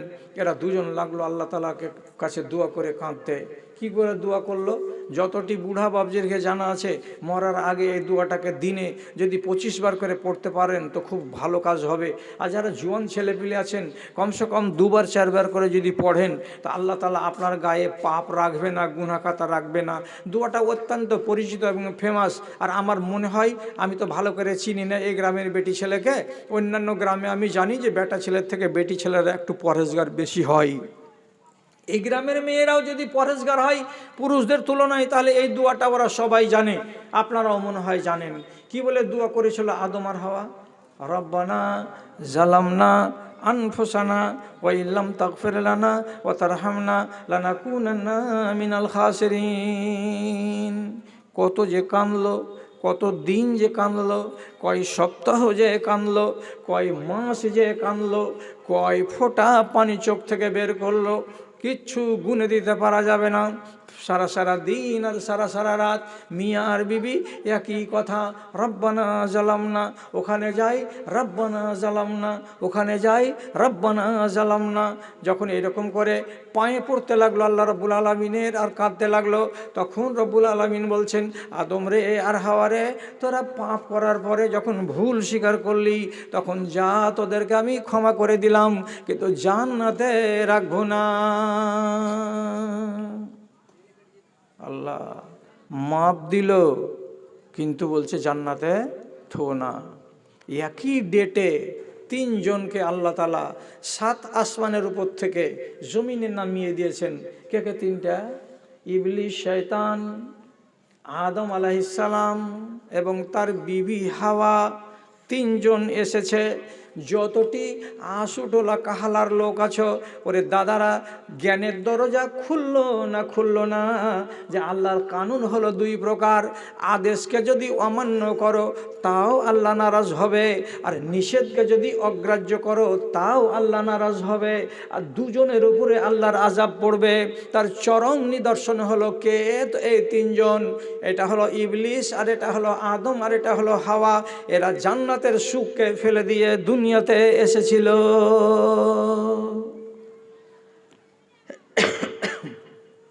আমাদের দেশে এত বড় জুমা মসজিদ কাহালা গায়ে, তো ফজর ওয়াক্তে 12টা লোক হয়, আর এত সুন্দর ঠাট বাট করে মসজিদ বানিয়েছেন, মসজিদখান দেখে কলেজা ঠান্ডা হয়ে যাচ্ছে। তো সহি কথা বলছি যে যদি ফজরের টাইমে 12টা নামাজি হয়, তো বাদবাকি লোকটি কি সেই টাইমটাতে গায়ে থাকে না, সব দিল্লি চলে যায় না বাড়িতে বাড়িতে শুয়ে থাকে? আপনি জবাব কি দিবেন? সবটি বাড়িতে শুয়ে থাকে। তো সবটি যে বাড়িতে শুয়ে থাকলো আর মসজিদ বিরান পড়ে থাকলো, তাহলে এই লোকটি কি আল্লাহর নমাজ কায়েম করো এই বিধানটাকে মেনেছে? মানে নেই। যদি না মানে মেনে থাকে, তাহলে আপনি এতক্ষণ ধরে ওয়াজ শুনলেন, সেই মূলে বলছি, ওই লোকটি ফজরের টাইমে যে শুয়েছিল বাড়িতে, তারা আসামি না আসামি নয়? আসামি। ওরা যদি আসামি হয়, তো আল্লাহ তাআলা তাদেরকে আযাব দেওয়া আল্লাহর উপরে দায়িত্ব আছে এবং আল্লাহর হক আছে দিবেন। এটা কথা যদি আপনি মানেন, তা আপনাকে ফয়সালা দিতে বলছি এদের শাস্তি কি হওয়া দরকার। আমি ধার্য করে দিতে পারবো না, আপনাকে শুধু একটা ইশারা দিচ্ছি। একটা সিজদাকে হজম করেছিল ইবলিস শয়তান, তার জন্য ওর কপালে পড়ে গেল জুতা আর ঝাঁটা। আর আপনি কতটি আকাম করলেন? দিনে রাতে 12 রাকাত হলো সুন্নাতে মুআক্কাদা, আর 17 রাকাত হলো ফরজ। তো 17 আর 12তে কয় রাকাত হলো ভাই? 29 রাকাত। আর আহলে হাদিসদের কাছে অন্তত বেতরের নামাজ কয় রাকাত? 1 রাকাত। তাহলে টোটাল কত রাকাত হলো? 30 রাকাত। তো দিনে আর রাতে আমাকে 30 রাকাত নামাজ পড়তে হয়। তো 30 রাকাত নামাজে কয়টা সিজদা হয়? 60টা সিজদা হয়। ইবলিস ছেড়েছিল একটা সিজদা, তার কারণে কপালে পড়ে গেল জুতা। আর যেই লোকটা 60খানা সিজদাকে ছেড়ে দিল, তার কপালে কি পড়বে? আপনি কাগজ নিয়ে আমাকে লিখে দেন। আমি কেমন করে বলবো যে এর কপালে কি পড়বে? জুতা তো ইবলিস নিয়ে নিয়েছে, ঝাঁটা তো ইবলিস নিয়ে নিয়েছে, এর কপালে কি পড়বে? আল্লাহ। মিনার হতে ভাসিছে আজান, হাইয়া আলাল ফালাহ, লাঙল ফেলিয়া মসজিদে চলো, ভুলবে মনের জ্বালা রে, ভুলবে মনের জ্বালা। আমার মনের হিসেব করো কষে, পায়েতে লাগাও রসা, হাই রে মানুষের মিটিল না আশা, মানুষের মিটিল না আশা। রব্বুল আলামিনের নবী বলছেন, যখন গায়ে আজান হয়, কাহালা বলেন, আশুটোলা বলেন, রতুয়া বলেন, ভাদু বলেন, শামসি বলেন, পশ্চিমবাংলা বলেন, গুজরাট, তামিলনাড়ু, যেখানে যেখানে আজান পড়ে, আজানের পরে পরে আল্লাহ তাআলা ওই জায়গাতে একটা ফেরেশতা পাঠান। ফেরেশতাটা কি করে? গায়ে গায়ে আওয়াজ দিয়ে বেড়ায়। ওর দায়িত্ব, এ খালাটা, এ খালাটা, কি আছিস গে আড়া লেগে, এ খালাটা, এই খালাটা, তোর আওয়াজ কেন আসছে আমার কাছে? কেন ওরকম করে বদনাম মিলিও না, না তো আমি মুলবি মানুষ দুনিয়া দুনিয়া বেড়িয়ে বেড়াই। আমি খিস্তি করতে ছেড়ে দেবো না যে কাহালা গেছিলাম আর কাহালার বেটি ছেলার চরিত্র এই দেখে এসেছি। কেন আওয়াজ করছো তুমি? এই কথাটা বলো তো। কানে কানে বলতে পারো না? আস্তে করে বলতে পারো না কথাগুলো? অসুবিধা লাগে তো বাড়ি যাও, ঘুম দাও, ওতে অনেক লাভ হবে। এখানে ভদ ভদ করিও না। তোমাকে আমি রিকোয়েস্ট করে বলছি, এখানে কথা বলিও না। কি বলছে ফেরেশতাটা? হাদিস বলছে আপনাকে। ওই উত্তর মাথার ত্রিমোহনীতে শুরু করবে, আর বলতে বলতে বলতে বলতে বলতে বলতে একবারে দক্ষিণ মাথা চলে যাবে। আর যাওয়ার পরে ওর দায়িত্বে যটা গ্রামকে বলার আছে অতটি গ্রামকেও বলে বেড়াবে। কি বলবে? কুমু ইলা নিরানিকুম আল্লাতী আওকাদতুমুহা ফাতফিউহা বিসসালাতে। ও কাহালার মানুষেরা, জাগরে জাগরে, মসজিদে চলো রে, নামাজ আদায় করো রে। কেন নামাজ পড়তে যাব? আপনি মনে মনে বলবেন কেন নামাজ পড়তে যাব? তো আল্লাহর ফেরেশতা বলছে, তুমি ওই আগুনটাকে মসজিদে গিয়ে 2 রাকাত নামাজ পড়ে নিভিয়ে দাও। যে আগুনটাকে তুমি জ্বালিয়েছো রতুয়ার বাজারে, যে আগুনটাকে জ্বালিয়েছো তুমি রাতের অন্ধকারে আমের বাগানে, যে আগুনটাকে জ্বালিয়েছো তোমার নসিবে তুমি বালুপুরের হাটে, যেখানে যেখানে বাইরে তোমার নসিবে আগুন জ্বালিয়েছো, ওই বাহিরের আগুন যদি নিভাতে চাও তো আল্লাহর মসজিদে যাও আর 2 রাকাত নামাজ আদায় করো। নামাজ আদায় করতে গেলে তোমার কপালের আগুন নিভিয়ে যাবে রে বান্দা। আমি বালুপুর হাটে কি আগুন লাগালাম আমার তকদিরে? তকদিরে আগুন লাগাইছ কি করে? গরু গাইটার দুধ হয় 1 কেজি, 3 দিন আগে থেকে বাছুর বেঁধে রেখেছ, বাঁট নেমে গেছে বড় হয়ে, বাছুরের মুখে টুনি নামিয়েছ, তো বলছে কত দাম জি বাবজি? 24,000 টাকা। এত দাম কেন? বাবারে 3 কিলো করে দুধ হয়, এমনি বেচিনি, ঠেলায় পড়েছি বলে বেচছি। আচ্ছা দেন কমসম করে। হয়ে গেল 21,000 টাকাতে কিনে নিয়ে আপনি চলে এলেন। বেচবার গেলে কইছে, আল্লাহর কসম খেয়ে কইছি 3 কিলো করে দুধ পাবে প্রত্যেক দিন সকালে, ছেলে পিলে নিয়ে খাইয়া খুশি হয়ে যাবে, নিয়ে যাও। আপনি নিয়ে চলে এলেন। তারপরের দিন পহিলা বাঁট থেকে যখন নামলো 2.5 কেজি নামলো, আর তারপরের দিন যখন নামলো দুধ দুধ দুইতে বসেছে যদি চোঙ্গালিয়া বাপ বেটা, ওরে সুবহানাল্লাহ, সামারকে ছিঁড়ে ফেলে দিয়েছে তো 1.5 পোয়া জুটে না। এমন কেন হলো? তোমার একটা কসমে কি হয়ে গেছে, লোকটা 22,000 টাকা দিয়ে শুকনি গাই কিনে নিয়ে চলে এসছে। কতখানি দুধ হবে? 3 কিলো। আল্লাহ নবী বলছেন, কোনো মানুষ যদি ঝুঠা কসম খেয়ে নিজের সামানকে বিক্রি করে দেয়, তাহলে পরে ওই লোকটার রুজিতে বরকত হবে না, ওর উপরে আল্লাহর লানত নাজেল হয়। লোকটা হলো পাপী। তাহলে আপনি যে পাপ করেছেন বৃহস্পতিবারের হাটের দিন, এ পাপটা কি করে মাফ হবে? যে মসজিদে যাও, 2 রাকাত নামাজ পড়ো, যখন তোমার কপালখানা জামিনে পড়বে তো আল্লাহ রাব্বুল আলামিনের নামে বলছেন, মসজিদে গেলে তুমি আল্লাহর কাছে যাও, যখন লাইনে দাঁড়িয়ে যাও তখন আরও কাছে চলে যাও, তারপরে রুকুতে যখন যাও আরও কাছে চলে যাও, তারপরে তোমার কপালখানা যখন জমিনে পড়ে যায় তখন তুমি আল্লাহ রাব্বুল আলামিনের একবারে নিকটে চলে যাও। তুমি যখন সেজদাতে গিয়ে আল্লাহ রাব্বুল আলামিনকে সুবহানা রাব্বিয়াল আলা সুবহানা রাব্বিয়াল আলা বলে রাজি করলে, আর করার পরে যেমনি আল্লাহু আকবার বলে উঠলে, সাথে সাথে তুমি দোয়া কি পড়লে? আল্লাহুম্মা গফিরলি ওয়ারহামনি ওয়াহদিনি ওয়াফিনি ওয়ারজুকনি। তো গোড়াতে কি বলেছিলে? আল্লাহুম্মা গফিরলি, আল্লাহ আমাকে মাফ দাও, আল্লাহ আমাকে মাফ দাও। কয়বার বলে? 4 রাকাত নামাজ যদি তুমি পড়ো তো 4 বার এই দোয়াটা তোমাকে পড়তে হয়, আল্লাহুম্মা গফিরলি, আল্লাহ আমাকে মাফ দাও। বাকিটি থেকে গেল কথা। তারপরে শেষের বেলায় যখন তোমাকে তাশাহুদে দোয়া পড়তে হয়, তাহলে আত্তাহিয়াত পড়া হলো, দরুদটা পড়া হলো, তারপরে আল্লাহুম্মা ইন্নী যালামতু নাফসি যুলমান কাসীরাও ওয়া লা ইয়াগফিরুয যুনুবা ইল্লা আনতা। তারপরে কি বলে? তারপর কি বলে ফাগফিরলি মাগফিরা। এর মানে হলো কি, আল্লাহ তুমি আমাকে মাপ দাও, আল্লাহ তুমি আমাকে মাপ দাও। তাহলে 4 রাকাত নামাজে কয়বার মাপ চাইলাম আল্লাহ তাআলার কাছে? 5 বার। আল্লাহ তাআলা বলছেন, বান্দারে তোদের দিলের মতন আমার দিলটা পাথর নয়, আমার দিলটাতে আছে মায়া, আমার দিলটাতে আছে মমতা। যখন মসজিদে এসে নামাজের ভেতরে 5 বার করে আমার কাছে মাপ চাইলি, আমি আল্লাহ তাআলা তোর উপরে রাজি হয়ে গেলাম, যা তোকে আমি মাপ করে দিলাম। এই জন্য ফেরেশতা বলছে কি, হাটে আগুন লাগালছ, মসজিদে নিভাও। মসজিদেই নিভাবে। বাগান কেন বললাম? আমের বাগানে রাতের বেলায় কত হাজার হাজার নর নারী অবৈধভাবে মিলিত হয়। তাহলে এই আগুনটা কোথায় লাগালা? বাড়ির বাইরে জঙ্গলে, ভুট্টার জমিতে, কিংবা আমের বাগানে। ওই পাপকে যদি ধোয়ার ইচ্ছা থাকে তাহলে চলে এসো কোথায়? মসজিদে। কই এলো? আমি ফের গোড়াতে ফিরে যাচ্ছি। যারা কানুনকে মানে তারা সভ্য, যারা কানুনকে মানে না তারা অসভ্য। এখন বর্তমান জামানায় যতগুলো লোককে আমি দেখতে পাচ্ছি, এদের বুদ্ধি আর এদের ব্যবহার ইবলিশ শয়তানের সঙ্গে 50 ভাগ মিলে যাচ্ছে। রাগ করিও না, রাগ করিও না কাহালার লোক।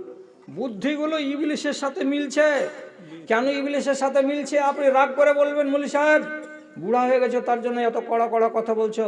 না, আপনার উপরে আমার কোনো রাগ নেই, আর আমি কড়া কথা বলিনি। যা বলছি ন্যায্য কথা বলছি। সেটা কি? বদর যুদ্ধের দিন, বদর যুদ্ধের দিন মুসলমানেরা 313টা, আর কাফেরেরা কয়টা? 1000টা। 1000 আর ওরা হলো 313। লড়াই হবে। লড়াই যখন শুরু হবে, ওই টাইমে ইবলিশ শয়তান একটা লোকের সুরাত ধরে নিল। লোকটার নাম সুরাকা বিন মালিক। মানুষের আকৃতি নিয়ে মুশরিকদের লাইনের কাছে খাড়ো হয়ে সবকে শাবাশি দিছে। মন দিয়ে লড়তে হবে, জীবন দিয়ে লড়তে হবে, বীর পুরুষের মতো লড়তে হবে। তোমরা আজকে জয়ী হবে, আমি দেখতে পাচ্ছি। মুসলমানদেরকে গুঁড়া গুঁড়া করে দিতে হবে, আর যেন ওদের আজান না পড়ে, আর যেন ওদের নমাজ কায়েম না হয়। এরকম করে সাহস দিচ্ছে খুব। তো এরা সাহস পাচ্ছে মনে মনে যে আমাদেরকে এই লোকটা উৎসাহ দিচ্ছে। দিতে দিতে হঠাৎ করে 15-20 মিনিট পর ইবলিশ শয়তান যুদ্ধের ময়দান থেকে সুট করে দক্ষিণ আশুটোলার দিকে হাঁটা দিয়েছে। তখন সব মিলিটারিটা বলছে, এই আরে তোমার সাহসে আমাদের সাহস, আর তুমি এরকম করে হঠাৎ করে আমাদেরকে মাঠে রেখে দিয়ে পালাইছো কেন? কি ব্যাপার? তখন ইবলিশ শয়তান বলছে, ভালো করে শুনেন ইবলিশ কি বলছে। একবারে কোরআনের কথা বলছি, আমার বাপের কথা বলিনি রে দাদা। কি বলছে? ইন্নী আরা মা লা তারাউনা,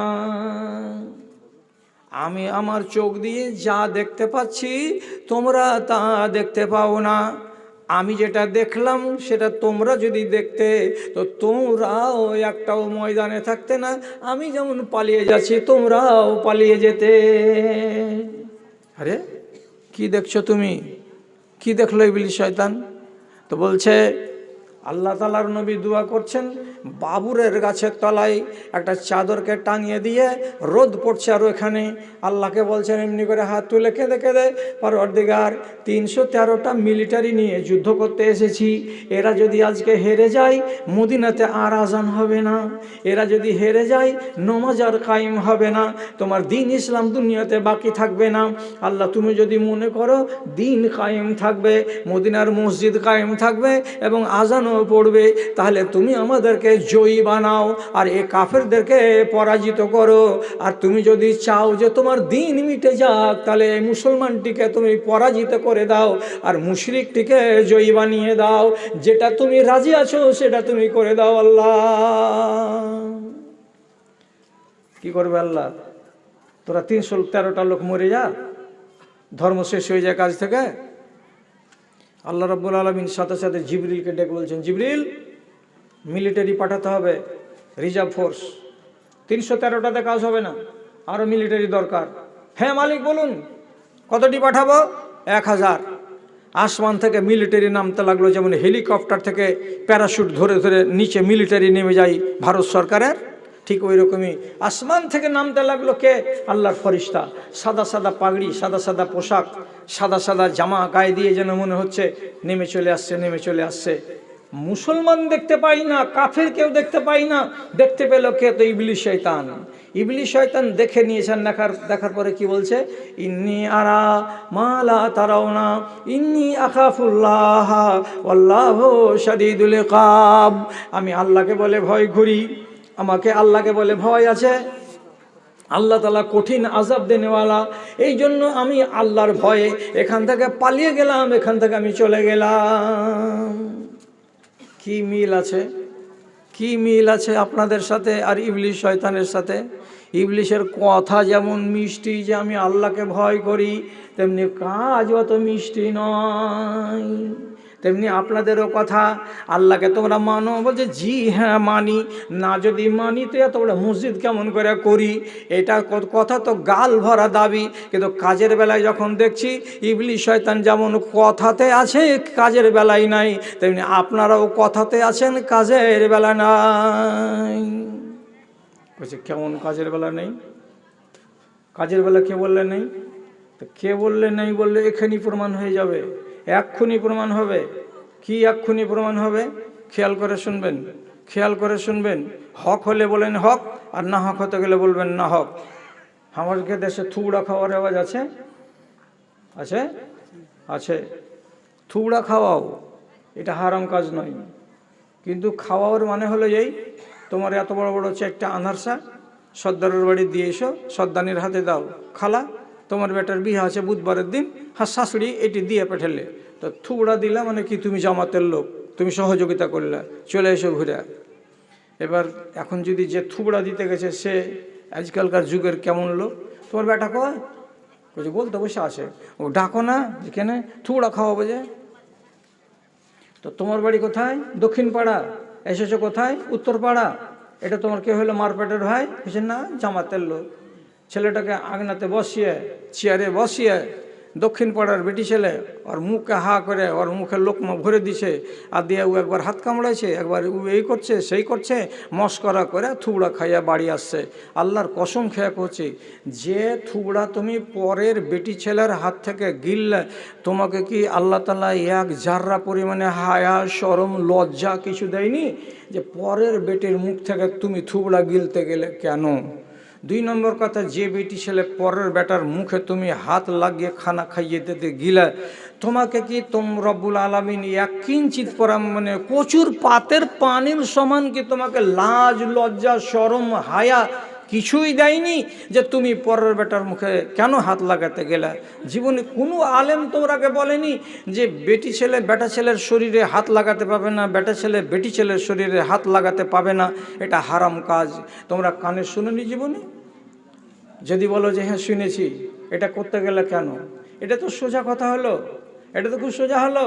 কালিয়াচক থেকে লোক আসে চাদর বেচতে, আর বলতে আসে হাঁক মারছে চাদর, আর যেমনি চাদর বলা গলিতে চলে আসছে 10-12টা বেটি ছেলে, তোমার কাছে ভালো নকশার কাপড় চাদর আছে? জি আছে। ও আলাপ শয়তানেরাই এমন ভাষা শিখেছে, আরে খালা দেখ না, আমার চাদর জীবনে কোনো দিন ফেল হয়নি, আর আমার রেকর্ড খারাপ নেই, যে এসেছে আমার চাদর নিয়ে আমার প্রশংসা করে, আমার কাছে দাম কম। আপনার বেটি, আমার বেটি, ওর বেটি সবটি ওকে ঘেরে নিল, চারিদিক থেকে টাপ্পর ঘেরা করে দিয়ে বলছে এখানে কয় হাত আছে? কইছে 7.5 হাত আছে। হইবে তো? কইছে হ্যাঁ হইবে। হ্যাঁ লেপে দেখাও। তখন কইছে তুমি লাপো।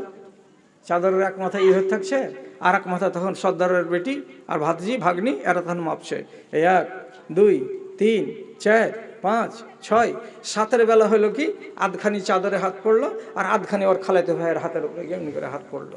জিটা গেল, জি ভাই একটু কমলো এতখানি। তোমার খালাতো ভাইয়ের হাতে হাত দিলে তো জিটা সনসন করে উঠেছিল কি? হ্যাঁ আর কিছু বুঝতে পারিনি। তোমার খালাতো ভাইকে জিজ্ঞেস করো তো, তোমার জিটা সনসন করেছিল কি পরের বেটির হাত যখন তোমার গায়ে গিয়ে পড়লো? আল্লাহর কসম খেয়ে বলছি, আল্লাহর কসম খেয়ে বলছি, যদি ঝুঠা কথা হয় কালকে কাউরি কাছে সার্টিফাই করাবেন। যদি কোনো মৌলবি বলে দেয় যে এটা কথা ভুল বলেছে, মৌলবিকে আমি ঘাড়ে চড়াবো, আর না হয় মৌলবির ঘাড়ে আমি চড়বো, দুটার একটা কিছু হবে। আমি হাদিস পড়ে শোনাচ্ছি। নবীজি বলেছেন, লা তুবাশিরুল মারাতুল মারাতা ফি সাওবিন ওয়াহিদিন ওয়া লা তুবাশিরুর রাজুলুর রাজুলা ফি সাওবিন ওয়াহিদিন। একটা মেয়ে ছেলে আর একটা মেয়ে ছেলের পাশে একই চাদরের নিচে খালি গায়ে গা লাগিয়ে ঘুমাতে পাবে না। একটা সাবালক বেটা ছেলে আর একটা সাবালক বেটা ছেলের পাশে একই চাদরের নিচে খালি গায়ে গা লাগিয়ে ঘুমাতে পাবে না। কেন পাবে না? মানুষকে বলা হয় বাশার। বাশার মানে হলো চামড়া। চামড়াতে রব্বুল আলামিন অনুভূতি দিয়েছেন। আমার গায়ের চামড়া যদি অন্য মানুষের চামড়ার সাথে লেগে যায়, তাহলে আমার মনের ভেতরে পরিবর্তন তৈরি হবে, আমার ভেতরে একটা সুরসুরি তৈরি হবে। আর সুরসুরি তৈরি হতে গেলে যৌন চেতনা জাগবে, আর যৌন চেতনা জাগতে গেলে গুনাহ হয়ে যাবে। এই জন্য নবীজি আগেই বলেছেন, কোনো মেয়ে মেয়ের পাশে, কোনো ছেলে ছেলের পাশে খালি গায়ে হাত লাগিয়ে গায়ে গা লাগিয়ে ঘুমাতে যাবে না। ঘুমাতে যাওয়া যদি নিষেধ হয়, তো জাগ্রত অবস্থায় একটা মেয়ে একটা ছেলের গায়ে কেমন করে হাত লাগাতে পারে? এটাতেও তো বেশি সুরসুরি তৈরি হয়। এত বড় হারাম কাজ তুমি করবা? আচ্ছা, যদি বলে মানতে পারলাম না, আপনারা তো অনেক পড়াশোনার লোক আছেন, সহি কথা বলবো। একই বাড়িতে 5টা ছেলে পিলে আছে, বড় বক্স ছাপের খাট আছে। আমাদের মা খালারা করে কি, ছোট ছোট বেটা বেটিগুলোকে গরমের দিনে ছাপের খাটে এমনি শুতিয়ে দেয়। আমরাও শুয়েছি ওই রকম করে, একই ছাপের খাটে 4টা-5টা ভাই বোন শুয়ে আছি। নবীজি বলছেন, তুমি নিজের ভাই বোনের সাথে যদি ঘুমাও, তো তোমার আওলাদের ভেতরে কোনো একটার বয়স যদি 11 বছর জুটে যায়, 11 বছর জুটে যায়, 10 বছর পূর্ণ হয়ে 11তে পা পড়ে যায়, বেটি হোক তবু বেটা হোক তবুও, রাসূলুল্লাহ বলছেন ফাররিকুহু ফিল মাজাজে। যার বয়স 10 বছর হয়ে গেল, বেটি যদি হয় তবুও, বেটা যদি হয় তবুও, ওকে ভাই বোনদের বিছান থেকে আলাদা বিছানে করে দাও। ওই 10 বছরের বাচ্চাটা যেন ভাই বোনদের সাথে না ঘুমায়, 10 বছর বয়সের মেয়েটা যেন তার ভাই বোনদের সাথে না ঘুমায়, ওর জন্য আলাদা বিছানা হওয়া চাই। বুদ্ধিমান মানুষ আছেন লাস্টের দিকে, আপনি নবীজির হাদিসটাকে কানে তোলার পর বলুন, 10 বছর বয়সের মেয়েকে অথবা ছেলেকে নিজেদের ভাই বোনের পাশে ঘুমাতে দিবেন না, নবীজি নিষেধ করে দিলেন। কেন? কেনর মানে আমাকে খুলে বলতে হবে। আপনি কি অত বুদ্ধু আর আমি এত আক্কেলের কম যে আপনাকে এই কথাগুলো খুলে খুলে বলতে হবে? আপনি ইশারা ইঙ্গিতে বুঝে নেন। 10 বছর বয়স যখন হয়ে যায়, মানুষের ভেতরে চেতনা তৈরি হয়, আর চেতনা তৈরি হতে গেলে অঘটন রাতের বেলায় ঘটে যেতে পারে। এই জন্য নবীজি বলছেন, দরজা বন্ধ করে দাও, 10 বছর বয়সের বাচ্চা হোক বা বাচ্চি হোক, তাকে আলাদা বিছানে নিয়ে যাও। এত বড় কানুন আছে, আর তুমি মেয়ে ছেলে হয়ে পরের বেটার পিঠে হলদি লাগাচ্ছ আর মুলে মুলে দিচ্ছ। পিঠের হলুদরে বাছা গোটায় আরো গোটা, মুখের হলুদরে বাছা সাবু রঙের ফোঁটা। ওরে ঝাঁটা পড়বে কপালে কিয়ামতের দিন রে। ঝাঁটা খেতে খেতে খেতে খেতে পিনটা কালি হয়ে যাবে রে। তুই পরের বেটার পিঠে গিয়ে তুই হলুদ বাটালি, তোর অত যদি আর মান থাকে, নিজের স্বামীর পিঠে হলুদ লাগা, আর পরের হলুদ না লাগিয়ে নিজের স্বামীর পিঠে হলুদ লাগিয়ে যতটি গীত আছে সবটি গেয়ে দে, হারাম হবে না? নিজের স্বামীর মুখে লোকমা তুলে দে, তোর সুন্নাত হবে, তুই এক গাড়ি সোয়াব পাবি। পরের বেটার মুখে তুই থুবড়া তুলে দিবি, আগুন পাবি। তোকে যদি লাজ থাকে তো আমার কথা মনে রাখবি, আমার চেহারাটা যেন ভুলিস না। যখনই টিভিতে ভেসে উঠবে বলে ওই মুলবিটা এইটা। তোকে কি গলত কথা বললাম? আগুনে হাত দিতে যাবি কেন? তোমার নাম নারী আর আমার নাম নর, যেখানে আগুন জ্বলবে দুজন এক জায়গাতে হতে গেলে কেন আগুনের কাছে গেলে তুমি? হাদিস মানবে? মানার মতন ক্ষমতা আছে? আমি আফসোস করে বললাম, আমাদের বুদ্ধিগুলো ভালো, কিন্তু জানা জ্ঞান আছে ভালো, কিন্তু চলনটা হচ্ছে ইবলিশের মতো। সবই জানে ইবলিশ শয়তান, আর মুখে বলছে আল্লাহকে ভয় করি, আর কাজের বেলা দেখেন বিষ মেরে বেড়েছে দেশে দেশে। তেমনি আপনি বলেন আল্লাহকে মানি, মসজিদকে মানি, কাজের বেলা ঠন ঠন। কিসের জন্য এরকম হবে? হাদিস মানা লোক আছে দুনিয়াতে? নাই। একটা মিশাল দিব কি, একটা উদাহরণ দিব কি? রসুল্লাহর বেটি ফাতেমার বিয়ে হয়েছে কার সাথে? কার সাথে জি? আলীর সাথে। আলীর সাথে যেদিন বিয়ে হয়, সেদিন রসুল্লাহ মসজিদে বসেছিলেন। ডাকলেন কাকে কাকে? বলছে আমার মামু সাদকে ডাকো, আর আমার শ্বশুর আবু বাকারকে ডাকো, আর আমার শ্বশুর হযরত তোমারকে ডাকো, আর আমার গোলাম তুমি এখানে থাকো। আর আলী কই? বলছে যে এখানে আছে আলী। কয়টা লোক হলো? ফের গুনেন। আবু বকর, ওমর, দুটো শ্বশুর, সাদ বিন আবি ওয়াক্কাস, মামু, গোলামটা বাড়ির চাকর, আর হজরতে আলী। আলী তো হলো পরের বেটা, আর নবীজি নিজে মেয়ের বাপ। 5টা লোক আছে। এই জায়গাতে রসুল্লাহ কি করলেন? নিজের বেটির বিবাহটা আলীর সঙ্গে দিয়ে দিলেন। কথা শেষ। আপনি বলছেন কি উত্যাগ ছিলি বে, ইনশাল্লাহ যেগুলা কথা বলছে এগুলা কথা কি এই যুগে মানা যায়? এই যুগে মানা যাবে না তো ওই যুগের লোক মানলো কেমন করে? আর একটা বলছি, একটা মেয়ে ছেলে এলো, আসার পরে বলছে রসুল আমার দেহটা আপনাকে দান করে দিলাম, আপনি যদি কবুল করে নেন তো আপনার হয়ে গেলাম আমি। আল্লাহ তাআলা বলছেন, হে নবী, কোনো লোক যদি এসে তো দেহটাকে তোমাকে দান করে দেয়, তুমি যদি কবুল করো তো তোমার। তো রসুল্লাহ বলছেন, এই বেটি ছেলে, তোমার দানকে আমি কবুল করলাম না, মানে তোমাকে আমি নিব না। ওখানে বসেছিল আর একটা সাহাবি, ও তখন বলছে রসুল আপনার যদি দরকার না থাকে তা আমার দরকার আছে, আপনি আমাকে দিয়ে দেন। রসুল্লাহ বলছেন, তোমার কানুন আলাদা, আমার কানুন আলাদা। তুমি যদি মেয়ের ছেলেটাকে নিতে চাও তো তোমাকে মোহরানা দিতে হবে, তো যাও মোহর দাও। বাড়ি থেকে কিছু খুঁজে পুজে নিয়েছে, নাই কিছু নাই, কিছু নাই। রসুল বলছেন, ওয়াল্লাউ খাতেমান মিন হাদিদিন, যদি একটা লোহার আংটি পাও তো বাড়ি থেকে নিয়ে এসো, মোহর বানাবো। লোকটা বাড়ি গেল, এদিক ওদিক খুঁজলো খাজলো, যে গরিবের গরিব, 7 গরিবের গরিব ওই দেশের লোকেরা, কিছু নাই বাড়ি আর ঘরে। ঘুরে এসে বলছে, রসুল আমি যেটা চাদর পরে আছি এটা একটা, আর আমার গায়ে যেটা আছে এটা একটা চাদর, একটা চাদর দিয়ে দিব, এটার বিনিময়ে আপনি বিয়ে পড়িয়ে দেন। রসুল বলছেন, চাদর তো তোমার বাড়িওয়ালি নিয়ে নিবে, জোহরক তো নামাজ পড়বে কি গায়ে দিয়া? না, চাদর দিয়ে হবে না। তো কিছু পেলে না, যে না পেলাম না। তো রসুল্লাহ বলছেন, সূরা টুরা জানো? যে 4-5টা সূরা মুখস্থ আছে। রসুল্লাহ বলছেন কি, জাওয়াজতুকা বিমা মাআকা মিনাল কোরআন, তুমি যে কোরআনের সূরা কয়টা জানো, ইয়ারই বিনিময়ে এই বেটি ছেলেটার সঙ্গে তোমার বিয়ে পড়িয়ে দিলাম। বাড়ি নিয়ে যাওয়ার পরে তোমার বাড়িওয়ালিকে সামনে বসিয়ে বসে বসে পড়িয়ে পড়িয়ে তাকে 5টা সূরা মুখস্থ করিয়ে দিবে। তাহলে এটা হলো তোমার টিউশন পড়িয়ে দেওয়া, আর টিউশন পড়িয়ে দেওয়ার তুমি ফি নেবে না, এটাই তোমার মোহরানা হয়ে গেল, এর বিনিময়ে তোমার বিয়ে পড়িয়ে দিলাম। কথা বলেন, মজলিসে বরযাত্রী ছিল? হ্যাঁ না বলেন? বরযাত্রী ছিল? ছিল না? হলদি মাখাল ছিল? মাখায়নি? কেউ ছিল কি ওখানে? আর কেউ না, কেউ নাই। বিয়ে হয়ে গেল, রসুলের বেটি ফাতেমার মসজিদে বিয়ে হয়ে গেল। কোনো আড়ম্বর নেই, কোনো আই নেই, ঝাই নাই, আকে ডাকো আকে ডাকো, কয়টা তামহাড়ি করেছিস ভাই, আবার গরু কিনেছিস কত হাজার টাকা দিয়ে, এগুলা কোনো জিজ্ঞাসা নাই। আর আপনার বেটা যখন বিহা লাগলো, সুবহানাল্লাহ, কয়খান গাড়ি ভাড়া করলে রে বেটা? কইছি এখন পর্যন্ত 9খান বোলেরো করেছি যে বাবু, আরও 2খান করব। কি কাজ করিস? তো গুজরাতে পাইলিংয়ের কাজ করে। পাইলিংয়ের কাজ মানে কি?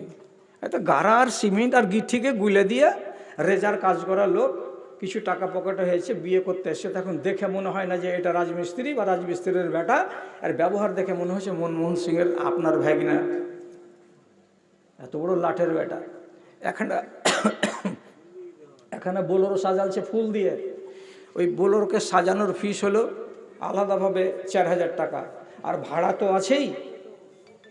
তুমি যে এত খরচ করে 50টা 60টা 100টা বরযাত্রী নিয়ে বিয়ে করতে গেলে, আমি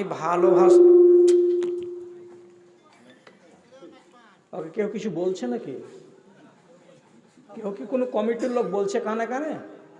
কোনো কথা বলছে কি যে আপনারা এই করেন আর ওই করেন, কিছু ওকে বলছেন নাকি? তাহলে এই ঘাঁটছে কেন মাইকটাকে? হ্যাঁ, তোমার মাথা খারাপ হয়েছে নাকি?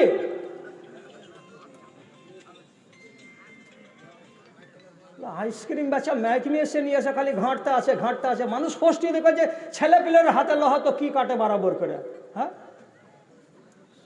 বিয়ে কুপ কুণ্ঠে ঘাট, আর মন যে লাড়লি ভালো হয়ে যাবে।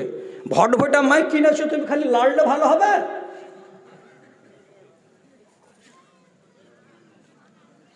তো 100টা নিয়ে গেলেন।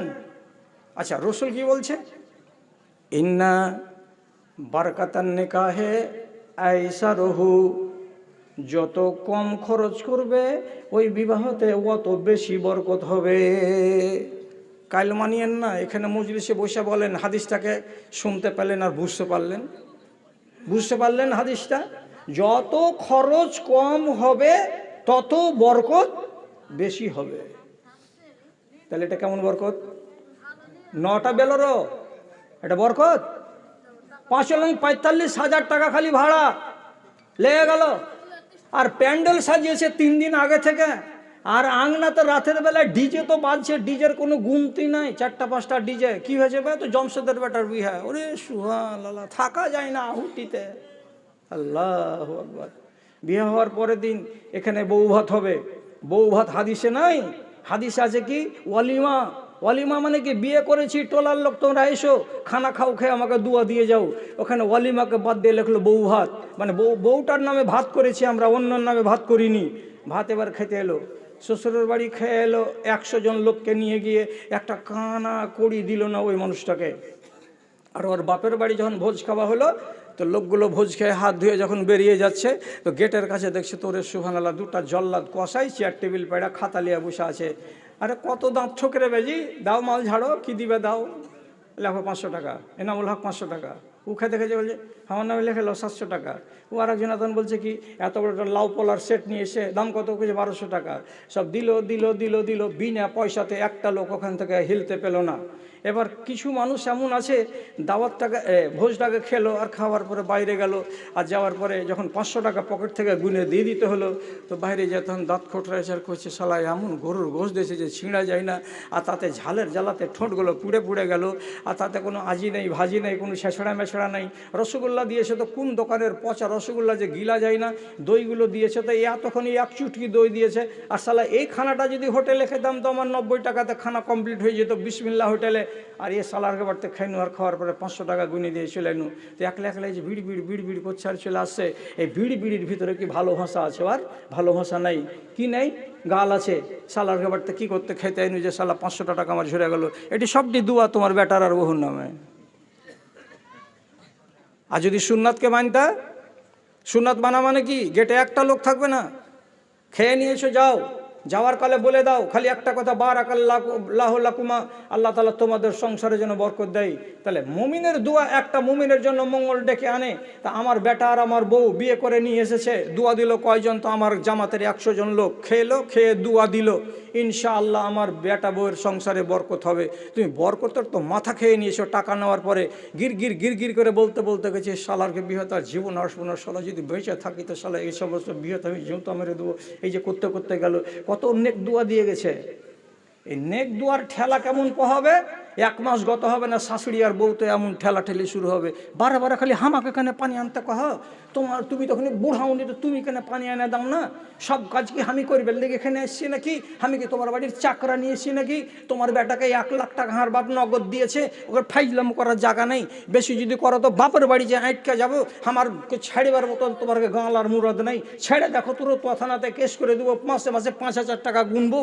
বহুর যখন ডাইলগ শুনছে তখন শ্বশুর আর শাশুড়ির পাশা দিকে মনে হয় বুন জিজেছে যে নেড়ি বাহির হয় না। কহিস না কিছু রে, যুগ খারাপ। একটা সংসারে সুখ নাই। আর কোন একটা বউ 2টা বাচ্চা হতে হতে শ্বশুর শাশুড়িকে ভাত দেয় না, ভাত দেয় না, ভাত দেয় না। সব কোরআন মানা লোক আপনারা না? কি বলেছিলাম গোড়াতে? একটা যদি জুলুম করো আল্লাহ ছেড়ে দেবে না, ছেড়ে দেবে না, আযাবে গ্রেফতার করবেই করবে। জুলুমকে মিটাবার জন্য দরজা খোলা আছে যে আমি পাপ করব না বলে এটা কথা মনস্থ করুন। আর মাঝে মাঝে বলুন যে আল্লাহ আমি ভুল করেছি, ইস্তেগফার করুন। লম্বা চওড়া কথা নয়। আপনার রাত চলে যাচ্ছে আর আপনি মজলিস খালি করছেন না। আপনাকে আর একটা কথা বলি, নাম শুনেছেন জীবনে? এই নামটা বলুন তো, বিলকিস। নাম শুনেছেন? হ্যাঁ লোকেরা, নাম শুনেছেন বিলকিস? এটা বিলকিস একটা মহিলা, একটা রানী, একটা সম্রাট, সম্রাজ্ঞী, একটা বড় দরের রানী, সাবা নগরীর রানী। এটা যেন তেন মেয়ে ছেলে নয়। এই সাবা নগরীর মহিলা চেয়ারে বসে আছে। ঘটনা শুনুন, অল্পক্ষণের ভিতরে বলে দিচ্ছি, দিয়ে আপনাকে ছেড়ে দেব। কি? নবী সুলাইমান প্যালেস্টাইনের মাটিতে আছেন, প্রত্যেক দিন পশু পাখির খবর নিতেন। তোর অভিযোগ আছে রে, কাউয়া খেতে পেয়েছিলি রে, এই শকুন খানা টানা মিলেছিল রে, এই সাত ভাইয়া কোনো ঘটনা কিছু ঘটেছিল রে, তোরা কেমন আছিস রে, সব পশু পাখির খবর নিতেন। কে? নবী সুলাইমান। সকাল 10টার সময় হাজিরা নিতে গিয়ে দেখছে কাঠঠোকরা নেই। কাঠঠোকরার আরবিতে নাম হলো হুদহুদ। কি নাম? কোরআন মাজিদ পড়েন তো। কোরআন মাজিদ পড়তে গেলে হুদহুদ নামটা পাওয়া যাবে। এটা হলো একটা পাখি, লাল রঙের, খয়রা রঙের, ঠোঁটে এত বড় ওখানটা আছে, খিল লাগা আছে সাহারের, এত বড়টা। পাখিটা হারিয়ে গেল, দেশ আর দেখতে পাওয়া যায় না। এ পাখির নাম হলো হুদহুদ পাখি। ওকে দেখতে পেলেন না নবী সুলাইমান। তখন সাথে সাথে বলছেন, কোরআন মাজিদ আলোচনা করা আছে সূরা নামলের ভিতরে, কি বলছেন? মালি লাম আরাল হুদহুদা, কি ব্যাপার রে, হুদহুদকে কেন দেখতে পাওয়া যায় না, মজলিসে হাজির নাই কেন? দিয়ে নবী সুলাইমান রাগের জ্বালাতে বলছেন, লা আযবাহান্নাহু, আসুক না ওই বদমাস পাখিটা, ওকে জবে করে দিব, দিয়ে মেরেই ফেলে দিব, আর না হয় আর ডানাগুলোকে কেটে দিয়ে ছোট করে দিব, যাতে আর উড়ে বেড়াতে না পারে। আসুক। 2 ঘন্টা পরে হুদহুদ পাখি ফিরিক ফিরিক ফিরিক করে উঠতে উঠতে উঠতে উঠতে চলে এসছে। খবর হয়ে গেছে, সব পাখিরা কছে, কোনে বুঝলি, যা না, তোকে বাঁটবে, যা। নবী সুলাইমান রেগে আছে। নবী সুলাইমানের দরবারের সামনে এসে একটা বাঁশে বসে গেছে। বসে যাওয়ার পরে কোনো কথা জিজ্ঞাসা না করে নবী সুলাইমান রাখবে ঝালবে ওগুলো কথা বাদ, আগেই নিজে বলতে বসেছে, কি আহাত বেমালাম তোহেদ বেহি যেহেতু মিন সাবাইন বেনাবাইন ইয়াকিন। হে নবী, আমি কোথায় গেছিলাম, কেন গেছিলাম, কখন গেছিলাম, ওগুলো কথা জিজ্ঞেস করিয়েন না। আমি যে 3 ঘন্টা অনুপস্থিত ছিলাম তার কারণ হলো এই, আমি সকালবেলায় উঠতে উঠতে প্যালেস্টাইন থেকে চলে গেছিলাম কোথায়, দক্ষিণ দিকে ইয়ামান দেশের সানা নগরীর কাছে, সাবা নগরীর কাছে। ওখানে গেলাম, যাওয়ার পরে আমি একটা আশ্চর্যজনক জিনিস দেখতে পেলাম। সে আশ্চর্য জিনিসটা জীবনে আমি প্রথমবার দেখেছি, আপনি আজ পর্যন্ত দেখেন নাই। নবী সুলাইমান বলছে, আরে কি জিনিস রে খেপা? তখন বলছে, দেখতে পেলাম ওইখানে একটা মেয়ে ছেলে সিংহাসনে বসে আছে, এবং ওইখানকার লোকেরা মেয়ে ছেলেটিকে আসনে বসিয়ে রেখেছে। আর ওই দেশের যত জনগণ আছে আর ওই রানী আছে, ওরা সবাই মিলে সূর্যের পূজা করছে, এক আল্লাহ রাব্বুল আলামিনের পূজা করে না। বুঝি ঠিকই এই কথা? হ্যাঁ, দাঁড়া। চটপট নবী সুলাইমান করলেন কি, কলম নিয়ে এসে ফাটাফাট ফাটাফাট এখানে চিঠি লিখে দিলেন।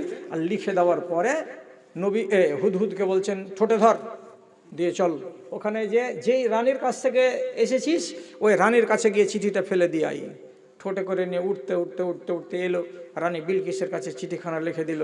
চিঠিতে কি লেখা আছে? বাংলা কোরআন মাজিদ কাউরি বাড়িতে আছে? কাউরি বাড়িতে আছে? আছে? কালকে খুলবেন। শতকরা 90টা লোকের বাড়িতে বাংলা কোরআন নাই। আর মেয়ে ছেলেগুলোকে বলছি, লাউ পলার সেট কিনবে 750 টাকা দিয়ে, কয়দিন কুটুমকে খাওয়াবে? এখন তো রেডিমেড হয়ে গেছে সব, গিলাস আর থালা আর বাসন।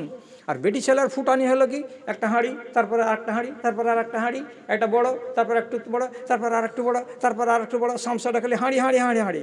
এটি দেখি পেয়ালা পেয়ালা পেয়ালা পেয়ালা পেলা, এদিকে কি তোর গিলাস গিলাস গিলাস করে খালি সাজিয়ে থেছে। কাকে খাওয়াবি এগুলা করে? গে এগুলা জুগার নাই। বাংলা কোরআন কিনো একখানা ইমান ভালো করতে, আর কিতাব পড়তে শিখো। রমজান মাস এলো আগামীতে, কোরআনও পড়ো, সাথে সাথে দিনই কিতাব কিছু পড়ো, জ্ঞানগুলো বাড়বে। কোরআন মাজিদ একটা সূরা আছে, সূরাটার নাম হলো সূরা বারাত, আর না তো ওকে বলো সূরা তওবা। ওতে লেখা আছে কথাগুলো। যেমনি চিঠি পেল, বিলকিস রানী ওর লোকটিকে বলছে, গো একটা রাজা চিঠি লিখেছে, কি করবে? ওকে পারবাও যদি হামলা টামলা করে দেয়? ওই সবকে গুঁড়া করে দেবো, আপনি চিন্তা করিয়েন না। এই হুঁশ করে কথা কও, কোনো রাজা যদি কোনো রাজার উপরে আক্রমণ করে তো দেশের ক্ষতি হয়, ভালো করে বুঝেছি যে কথা বলো। না না, সামলে দিব সব, আপনি চিন্তা করবেন না। এতটি তোহফা দিয়ে পাঠিয়ে দিল লোকের মারফতে নবী সুলাইমানকে রাজি করার লেগা। নবী সুলাইমান উল্টা তোহফা ঘুরিয়ে দিলেন, আর দেওয়ার পরে বললেন, আমার দেশে কোনো জিনিসের অভাব নাই, তোমার তোহফার আমার দরকার নাই। দিয়ে আর মজলিসের লোকেদেরকে বলছে, কেউ আছো আমার সিংহাসনটাকে ওই বিলকিসের সিংহাসনের কাছে নিয়ে যেতে পারবে? একজন নেককার লোক বলছে, আমি পারবো। কত টাইম লাগবে? আপনি এমনি করে চোখটাকে বন্ধ করেন, আর চোখটাকে বন্ধ করার পরে আবার শান্ত মনে চোখটাকে এমনি করে খুলেন। এখান থেকে প্যালেস্টাইন, আর প্যালেস্টাইন থেকে ইয়ামান দেশের সাবানগরী আমি রকেটের গতিতে নিয়ে চলে যাব আপনার সিংহাসনকে রানী বিলকিসের সামনে। ঘটনা তাই হয়ে গেল, 1 সেকেন্ডের ভেতরে হযরতে সুলাইমান আলাইহিস সালাতু ওয়াস সালামের পুরো সিংহাসনকে উঠিয়ে নিয়ে চলে গেল কে? আল্লাহর ওই বান্দা। এতটা ক্ষমতা রব্বুল আলামিন তাকে দিয়েছিলেন। বিলকিস রানীর সিংহাসনের সামনে নবী সুলাইমান মুখামুখি হয়ে দাঁড়িয়ে যখনই দেখা, বিলকিসের ভেতর খালি এমনি এমনি করে কুল হু আল্লাহ পড়তে লাগলো। ওরে সুবহানাল্লাহ, এই রাজা পুরো সিংহাসন উঠিয়ে নিয়ে চলে এসেছে। নবী সুলাইমান অর্ডার করলেন, উঠাও সিংহাসন, বিলকিসের সিংহাসনকে এখান থেকে উঠিয়ে নাও। বিলকিসের সিংহাসনকে ওখান থেকে উঠিয়ে আবার নিয়ে চলে আসা হলো প্যালেস্টাইনে। প্যালেস্টাইনে নেমে রানী বিলকিস নিজের সিংহাসন থেকে নামছে, আর নামার পরে নবী সুলাইমানের পিছনে পিছনে রাজপ্রাসাদে ঢুকছে। রাজপ্রাসাদে ঢুকার কালে এমনি করে নিজের শাড়ি দুটাকে, আঁচলগুলোকে এমনি করে ছেড়ে, পিণ্ডলি পর্যন্ত ছেড়ে দিয়ে এই সাদা অংশগুলোকে খুলে দিয়ে তারপরে পার হচ্ছে। কেন? পার হওয়ার কালে দেখছে তো ঝরঝর ঝরঝর করে খালি ঝর্নার পানি যেমন বহে চলে যায় তেমনি পানি বহে চলে যাচ্ছে। তখন রানী বিলকিস মনে করলেন এতে তো কাপড় ভিজে যাবে, কাপড়টাকে একটু চেড়ে রাখি। চেড়ে রেখে পার হয়ে গেল। পার হতে নেই, অন্য লোক বলছে, রানী এটা ঝর্ণা বাইরের নয়, এটা ঝর্ণা ভিতরে ভেতরে কাঁচের মধ্যে তৈরি করা আছে, আপনার শাড়ি ভিজবে না। রানী বিলকিসের চোখ বড় বড় হয়ে বলল, সুবহানাল্লাহ, এত বড় সম্রাট, এখানে এত বড় ইঞ্জিনিয়ার আছে যে জিনিসটাকে দেখে বুঝতে পারা যায় না। কাপড় উঠিয়ে নিয়ে ভাবছিলাম যে কাপড়টা আমার ভিজে যাবে, আর যেতে যেতে ঘরের ভিতরে ঢুকেনি তার আগেই বলছে আল্লাহ রাব্বুল আলামিনকে। কি বলছে? কোরআন মাজিদ লেখা আছে। রানী বিলকিস এবার আল্লাহ রাব্বুল আলামিনকে নিজের দুঃখের কথাটা বলছে, রব্বে ইন্নী জালামতু নাফসি ওয়া আসলামতু মা সুলাইমান। আয় আল্লাহ, আমি হলাম একটা জালিম বেটি ছেলে। জালিম, গোড়াতে বলেছিলাম জালিম না? জালিম মানে কি? অপরাধী, অন্যায়কারী। আল্লাহ, আমি হলাম একটা জালিম বেটি ছেলে, আমি নিজের নফসের উপরে জুলুম করেছি, এটা আজ বুঝতে পারলাম। অতএব আমি যদি জুলুমের হালাতে মরে যাই আমার কল্যাণ হবে না। তার জন্য আমি আমার জুলুমগুলোকে স্বীকার করে নিচ্ছি এবং আমি তোমার কাছে তওবা করছি। মালিক, তুমি আমাকে মাফ করে দাও। এবং আমি নবী সুলাইমানের সাথে তার উপরে ঈমান নিয়ে নিজেকে মুসলমান বলে দাবি করছি। আজ থেকে আমি ওই পাপিষ্ঠ নারী আর নই। কেন নিজেকে জালিম বলছেন এ বিলকিস রানী? 1 নম্বর কথা হলো এই, আমি মেয়ে ছেলে হয়ে সিংহাসনে কেন বসতে গেলাম? এটা হলো আমার একটা জুলুম করা। আর তারপরে 2 নম্বর জুলুম হলো আসমানের মালিক আল্লাহ তাআলাকে বাদ দিয়ে আমি কিসের জন্য সূর্যকে পূজা করতে গেলাম? এটা হলো আমার 2 নম্বর জুলুম করা। তারপরের আরও অন্যান্য জুলুমগুলো হলো এই, আমি কিসের জন্য প্রথমে সারেন্ডার হলাম না নবী সুলাইমানকে? আমার কাছে আসতে হলো একজন নবী হয়ে, আর সে আমার সিংহাসনকে উঠিয়ে নিয়ে চলে গেছে আসলে তার দেশে। এটাও আমার বেয়াদবি হয়েছে। তার জন্য আমি নানান দিক দিয়ে নিজেকে জালিম মনে করি, আমি অপরাধী মনে করি। আল্লাহ রে, তুমি আমাকে মাফ করে দাও, আমি নিজের জুলুম স্বীকার করে বলছি। আল্লাহ, তাহলে জুলুম যারা করেছে তারা নিজেদেরকে জালিম স্বীকৃতি দিয়ে যখন তওবা করেছে তারা রেহাই পেয়েছে। আর এতক্ষণ ধরে যত আলোচনা করলাম আর দেখলাম, আমরা দেশের লোক, ছেলে আর মেয়ে, ছোট ছোট বড় বড়, এই আর ওই নানান রকমের অপরাধের সঙ্গে জড়িয়ে আছি। আর যারা যত পরিমাণ জড়িয়ে আছেন তারা তত বড় দরের জালেম আছেন। আর জালিম অবস্থায় আপনি দিন কাটাবেন এটা আমি চাই না, আল্লাহ রাব্বুল আলামিন চান না। আপনি নিজের ইমানকে শুধরে নেন। কেমন ইমান শুধরাবো? মুসলমান হয়ে মরিয়েন না, মুমিন হয়ে মরেন। কি বললাম? মুসলমান হয়ে মরবেন না, মুমিন হয়ে মরবেন। মুসলমান কাকে বলে? মুমিন কাকে বলে?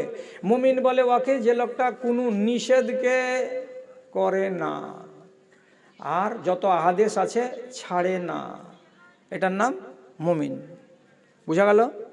যত নিষেধ আছে নিষেধকে মানে, আর যত আদেশ আছে আদেশকে মানে, এ লোকটার নাম মুমিন। মুসলমান কাকে বলে? নমাজের টাইমে নমাজ পড়ে, আবার ওসুর যদি চাইতে যাওয়া যায় তো বলে ওসুর বাহির হয়নি, এটা মুসলমান। রোজা রাখার বেলা রোজা রাখে, আর যখন সময় পেয়ে যায় তখন দোকানে গিয়ে গ্লাসকে উল্টিয়ে মুখের ভিতরে ঢেলে দেয়, এটাকে মুসলমান। নমাজও পড়ে, রোজাও করে, হজ করে, জাকাত দেয়। বিবাহের যখন টাইম লাগে শ্বশুরের কাছে বিবাহের আগে 1.5 লাখ টাকা গুনে নেয়, এটা মুসলমান। আর মানে কি? ব্যাখ্যাটা কি? সংজ্ঞাটা কি? নেক কাজও করে মন্দ কাজও করে, পাপও করে পুণ্য করে, দুটোকেই চালাই। আর দুটোকেই যদি চালায় তো লোকটাকে মুসলমান বলা হয়, আর একটাকে যদি চালাই হয় এটা না হয় ওটা। যদি শুধু অন্যায়টিকে চালায় তো তাকে কাফের বলা হয়, আর যদি শুধু ন্যায়টিকে চালায় তো তাকে মুমিন বলা হয়। বুঝতে পেরে থাকেন তো আলহামদুলিল্লাহ। এবার আপনি মরবেন কিভাবে? মুমিন হয়ে না মুসলমান হয়ে? লাভ কোনটাতে আছে? মুমিন হয়ে যদি মরে, আল্লাহ তাআলা বলছেন কিয়ামতের দিন তোমার ডাহিন হাতে একখানা আমলনামা দিব, সবুজ রঙের কার্ডখানাকে নিয়ে হাসরের ময়দানে খাড়ো থাকবে। যখন হিসাবের টাইম হবে আল্লাহ তাআলা শুধু ডাক দিবেন এমনি করে, ও মুজিবুর রহমান, বাড়ি কোথায়? আশুটোলা। আচ্ছা ঠিক আছে, চিনি তোমাকে, চলে এসো, যাও আমার জান্নাতে চলে যাও, হিসাব হয়ে গেল। আর একটা লোক যদি তার বাম হাতে আমলনামা থাকে তো বাম হাতের আমলনামাওয়ালা লোকটাকে আল্লাহ রাব্বুল আলামিন ছেড়ে দেবেন না, কষা হিসাব নেবেন, টাইট করে হিসাব নেবেন। কোরআনে লেখা আছে, ও আম্মা মান উতিয়া কিতাবাহু বিয়ামিনিহি ফাসাউফা ইউহাসাবু হিসাবান ইয়াসিরা। মুমিন হয়ে যদি মরো হিসাব সোজা হবে, খালি ডাক দিবে আর বলে যাও জান্নাতে, এই ডাক আর যাও জান্নাতে। এটা হলো মুমিনের পরিচয়। আর যদি মুসলমান হয়ে মরো তাহলে এবার শোনো, সূরা ইযা জুলজিলাতিল আরজু জিলজাল, জিলজাল সূরাটা, ও দাদারা ভাইরা আপনাদেরকে একবারে শেষবারের মতো বলছি, দয়া করে হাতটা উঠান। ইযা জুলজিলাতিল সূরাটা কার কার মুখস্থ আছে? জলদি হাত তুলেন তো, জলদি হাত তুলেন তো দেখি। আরে এদিকার লোকগুলো, ইযা জুলজিলাতিল আরজু জিলজালাহা ওয়া আখরাজাতিল আরজু আসকালাহা, এই সূরাটা সবারই মুখস্থ নাই। হে শালা জল বড়া সাপ সব এগুলো কি হে, কি দিয়ে তোমরা নামাজ পড়ছো তাহলে দিনে আর রাতে? বলে নামাজই তো পড়ি না, তো বলা ঝামেলা থেকে না নিয়ে ডাকছেন আমরাকে। আরে ইযা জুলজিলাতিল আরজু জিলজালাহা একটা ছোট্ট সূরা, ওই সূরাটার শেষখানে লেখা আছে নিজের বাড়িওয়ালির কাছে যায় একটু তোবা করি, ও যা যে তুই জানিস আর আমি জানি না রে। এত কাঙ্গাল বেটি ছেলে দেশে নাই যে ইযা জুলজিলা সূরা জানে না। ওদের শেষখানে কি আছে? দাড়ি খাড়ো করবে আল্লাহ তাআলা, একে বলে দাড়ি পাল্লা। আর দাড়ি পাল্লার একদিকে পাপ আর একদিকে পুণ্য চাপানো হবে, একদিকে পাপ আর একদিকে পুণ্য। এবার ওজন হবে, পাপ যদি বেশি হয়ে যায় লাল ঘরে যাও, আর পুণ্য যদি বেশি হয়ে যায় তকদির ভালো, সবুজ ঘরে যাও। এই চ্যানেলওয়ালা কোথায় বাড়ি হলো? কথা বলো না জি, কোথায় বাড়ি? হ্যাঁ, ভূতনি। এরপর থেকে শিখে রাখো, লোকের সামনে চ্যানেল খাড়ো করবে না, এরপর থেকে এক সাইডে চ্যানেল খাড়ো করবা। আর এত বেশি খাড়ো হবে না, খুচুর খুচুর খুচুর খুচুর করে। দেখো এদিকে চ্যানেল আছে, এরা যে লাগিয়ে দিয়ে বসেছে তো জ্বর নামিয়ে দিয়েছে, আর তুমি 20 বার করে খালি খাড়ো হচ্ছ। তোমার এই চ্যানেলটাকে দেখে আমি বুঝতে পারছি এটা নতুন বলে আমি রাগিনি। এরপরে এরকম হবে না, তোমাকে এক সাইডেই চ্যানেল লাগাতে হবে। আমি চ্যানেল লাগাতে নিষেধ করিনি, আর এখনও তুমি সাবালক হওনি, ওই জন্য বেশি এরকম হচ্ছে তোমার দ্বারাই। তো যাই হোক, কথা বলছিলাম কি হবে? দাড়িপাল্লা খাড়ো হবে। দাড়িপাল্লা যদি খাড়ো হয়, পাপ যদি বেশি হয়ে যায় আর নেকি যদি কমে যায়, কি হবে তখন? লাল ঘরে যাও, লাল ঘরে যাও। আর পুণ্য যদি বেশি হয়ে যায় আর পাপ যদি কম হয়ে যায় তকদির ভালো, ওই পাপটি পাপ থেকেই যাবে, এই নেকি বেশির কারণে তুমি জান্নাতে যাবে। এবার আপনি বলেন, দাড়ি যদি সমান হয়ে যায়, বলেন কথা হতে পারে না? পারে না? হতে তো পারে। দাড়িটা সমান হয়ে গেল একদম টাই, একেবারে কোনো কম বেশি নাই, যতটি পাপ অতটি পুণ্য। তখন কি হবে? তখন একটা জায়গা আছে জাহান্নাম আর জান্নাতের মাঝখানে, জায়গাটাকে বলা হয়, কোরআন মাজিদে লেখা আছে, টাইম নেই আমার কাছে, অনেক টাইম হয়ে গেল। ওই জায়গাটার নাম হলো আরাফ। কোরআন মাজিদে একটা সূরার নামই আছে, সূরা আরাফ। আরাফের মানে হলো কি? ধরেলেন বর্ডার। কি বর্ডার? এই জায়গাতে আপনাকে খাড়ো করবে নিয়ে গিয়ে, এদিক খালি চুটপুট করবে। এতখানে বিষাইছে, হ্যাঁ ওই যে আছে লাল ঘর, এদিকে মজা লাগবে, ঠান্ডা ঠান্ডা হাওয়া লাগবে, এদিকে এমন কেন লাগছে গো? এই যে জান্নাত, এক সাইডে আরাম, এক সাইডে ব্যারাম। একবার এদিকে ঘুরবে, একবার এদিকে ঘুরবে, একবার পিঠ শিখবে, একবার পেট শিখবে, ঠেলা পেতে পেতে পেতে পেতে পেতে পেতে কাল কেটে যাবে। শেষের বেলায় যখন পাপটা খানি কমে যাবে তখন আল্লাহ তাআলা ওইখান থেকে টেনে নিয়ে গিয়ে আপনাকে জান্নাতে দিবে। তকদিরে এটা না হয় যেন আমাকে আরাফে খাড়ো হইতে হয় 50 বছর ধরে। তারপর সেদিন একবেলা দুনিয়ার বড় লোক কিয়ামতের দিন ভিক্ষুক সেজে যাবে। কেমন ভিক্ষুক? এতটু 50 গ্রাম নেকি কমে গেল। আর এইটি যদি খালি হয়ে যেত, অর্থাৎ 1 রাকাত যদি খালি নামাজও পড়ে দিয়ে থাকতো দুনিয়াতে, আর তাহলে তো কাজ হয়ে যেত কেল্লা ফতে। কিন্তু পড়েনি, শর্ট পড়ে গেছে মাত্র 50 গ্রাম নেকি। তখন আল্লাহকে বলে, আল্লাহ ছেড়ে দাও, এই 50 গ্রামে কি হয়? ধর, তুই জানিস না ওয়াম্মা মান খাফফাত মাওয়াজিনুহু ফাউম্মুহু হাবিয়া, যার নেকির পাল্লা এতটুকু কমে যাবে তাকে হাবিয়া দোজখে যেতে হবে। এ মাথা মোটা, কোরআন মাজিদ কি তুই পড়িস নি না? সূরাটা তুই জানিস না? আজকে তোকে মাফ করে দেব, কিসের জন্য আমি তোকে মাফ লাগাবো? না না না, তোর কম গুনাহ আছে, অতএব তোকে কম ক্ষণের জন্য জাহান্নামে যেতে হবে, একদিনের জন্য যেতে হবে, কিংবা এক বেলার জন্য যেতে হবে, কিন্তু তোকে জাহান্নাম থেকে রেহাই নাই। তখন বলছে তাহলে ঠিক আছে, 50 গ্রাম কমলো তো, আচ্ছা আনছি আমি। দৌড়াইলো ভিক্ষাইতে। কার কাছে ভিক্ষাইতে যাবে? সহি কোরআন মাজিদ, একবারে কোরআনের কথা বলছি, গলত কথা নয়। প্রথমে মাকে ঢোড়া বাহির করবে, মাকে কেমন আছে হাসরের ময়দানে? কে তুই? মুজিবুর। কোন মুজিবুর? তোর বেটা, বড় বেটা। কোন বেটা? কিচ্ছু চিনহারলেও না মা, কোনো চিনহারি নাই। মাকে এতটি দেখে, মা তুই রাইতে নামাজ পড়া বেটি ছেলে, তোর নেকির পাহাড় জমে আছে, এতটি যদি দিস তো কিছু কমবে না মা, এত দিয়ে দে, আমি নাজাত পেয়ে যাব। মা কি বলবে? आज के दिन है वो मुसीबत आ पड़ी, नफसी नफसी की घड़ी है ये घड़ी, কি দেখবো তোর দিক ধুলা উঠছে মোর দিক। আমি যদি বিপদে পড়ি হবে না, যা বাপের কাছে যাবে, বাপ বলবে কি দেখবো তোর দিক ধুলা উঠছে মোর দিক, আমার হিসাবের কালে যদি আমার কম পড়ে যায় তো কি হবে আমার, আমি দিতে পারবো না বেটা। এ করে বাপ দিবে না, মা দিবে না, বিবি দিবে না, বেটা দেবে না, কেউ দেবে না। শেষে কুচুর মুচুর মুখ করে ঘন্টা দুয়েক পরে আবার মজলুম হয়ে হাঁটতে হাঁটতে দাড়ি পাল্লার কাছে আসবে। আল্লাহ রাব্বুল আলামিন বলবেন কেউ দিল রে? যে না জি আল্লাহ কেউ দিল না। রাব্বুল আলামিন বলবেন তোর এতটি শর্ট পড়েছে, বেশি দিন জাহান্নামে যেতে হবে না, তোকে মাত্র এক বেলার জন্য জাহান্নামে যেতে হবে। এখন 3টার সময় যাবি, 6টার সময় নাজাত পেয়ে যাবি, যা আল্লাহর জাহান্নামে যা। কত ঠেলা আছে, 1 ঘন্টা আর 1 মিনিট আর আধ ঘন্টা একই সমান ঠেলা। যদি ঠেলা বুঝতে না পারেন, চেরাকটা জ্বালিয়ে বাঁ হাতের আঙুলটাকে চেরাকের ওপরে ধরেন, কত মজা লাগবে। পুড়াইতে পারবেন আঙুলটাকে? না পারবেন না, তাহলে গোটা দেহটাকে পুড়াতে পারবেন কি করে সেদিন? দাদা আমার অনেক কথা বললাম, মরবেন কিভাবে বললাম? মুসলমান হয়ে না মুমিন হয়ে? মুমিন হয়ে। মুমিন হয়ে মরার লক্ষণটা কি? মন্দ কাজে থাকবো না, মন্দ কাজে যাব না, যেটি আল্লাহ হুকুম করেছেন যতটুকু পারবো অতটুকু মেনে চলবে, বাস বাস। আমি ফরজ নামাজ পড়ছি আর আমি অতগুলো নফল টফল পড়তে পারবো না, 5 নামাজ পারবো না, তাহাজ্জুদ পারবো না, আর কোনো নামাজ পারবো না, পারবে না তো পারবে না, গুনাহগার নও। তুমি কোনো রকম করে দিয়েছো কিনা 12 রাকাত সুন্নাত মুআক্কাদা পুরা করে, কি বলে 17 রাকাত ফরজ পড়ে দিতে পেরেছো? যদি বলে আমি আর সুন্নাতটি পড়তে পারিনি তো তোকে আজব হবে না, পড়ে দে তো নাকি পাবি, তলা বাড়বে, তলা বাড়বে। আর না পড়ে দিতে গেলে আযাব হবে না, এটা কথা জেনে রাখবেন। আর মন্দ যেগুলো, নিষেধ যেগুলো, একটা করতে গেলে তওবা না হওয়া পর্যন্ত তোমার খায়ের নেই। মন্দ করতে গেলে তওবা করো, আজ করো তো 1 ঘন্টা পরে তওবা করো, আজ করো তো কাল করো, তওবা মাগার করো, আর আল্লাহ তাআলার কাছে কাঁদো আর কাটো আর দোয়া করো, করে নিজের গাটাকে আপডেট করে রাখো। সামনে আসছে রমজান মাস, রমজান মাসে কিন্তু এই সুযোগ আপনাকে নিতেই হবে যে আমি নিজেকে আপডেট বানাবো, আমার গায়ে কোনো গুনাহ খাতা থাকবে না। কটা বলছে ঘড়িতে? 1:45 শুরু করেছিলাম কয়টায়? 11:30টায়। 11:30 না? হ্যাঁ হ্যাঁ হ্যাঁ, 11:30টায় শুরু করেছিলাম। হাজি বকছি তো আমার মনে নেই, যে মানে ইঞ্জিলটা পুরানো হয়ে গেছে তো, কখন যে 12টা বাজে ইঞ্জিলের তোটা বুঝতে পারি যে 1.5 ঘন্টা আমার বলা হয়ে গেছে। আর এমনিতে ঘড়ি 12টা বাজে উপর দিকে চলে গেলে এখন 5 মিনিট দেরি আছে 1টা বাজতে। তো আর বেশি ওয়াজ শুনিয়েন না, থামতে পারবেন না।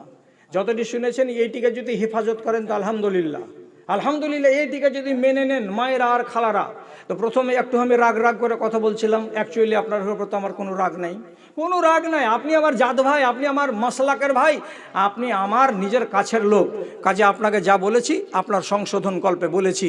এবার আমি একটা কথা বলছি, এই কথাটাকে আপনারা কেউ বেয়াদবি নেবেন না।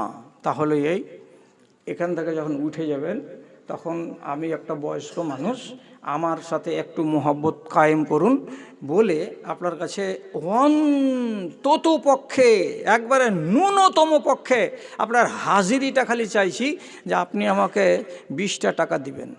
আর বড়রা যাদের কাছে আছে আপনাকে আমি ভাই, দাদা, বাবা আর অন্যান্য রিশতায় ডেকে বলছি, 100 টাকা দেন, 500 টাকা দেন, 1000 টাকা দেন, কিছু দেন আর দিয়ে বাড়ির দিকে যান। আপনার কাছ থেকে যেন একটা কিছু আমি পাই, এটা হলো আমার আশা। আমি আপনার হাত থেকে সরাসরি নিব, অন্যের হাত থেকে নিব না। আর একটা কথা বলছি, রমজান মাসে যারা পারবেন একটু করে কোরআন মাজিদ পড়বেন। আচ্ছা, আলহামদুলিল্লাহ, ঠিক আছে। আর একটা কথা বলছি কি, সেটা হলো এই বেয়াদবি মাপ।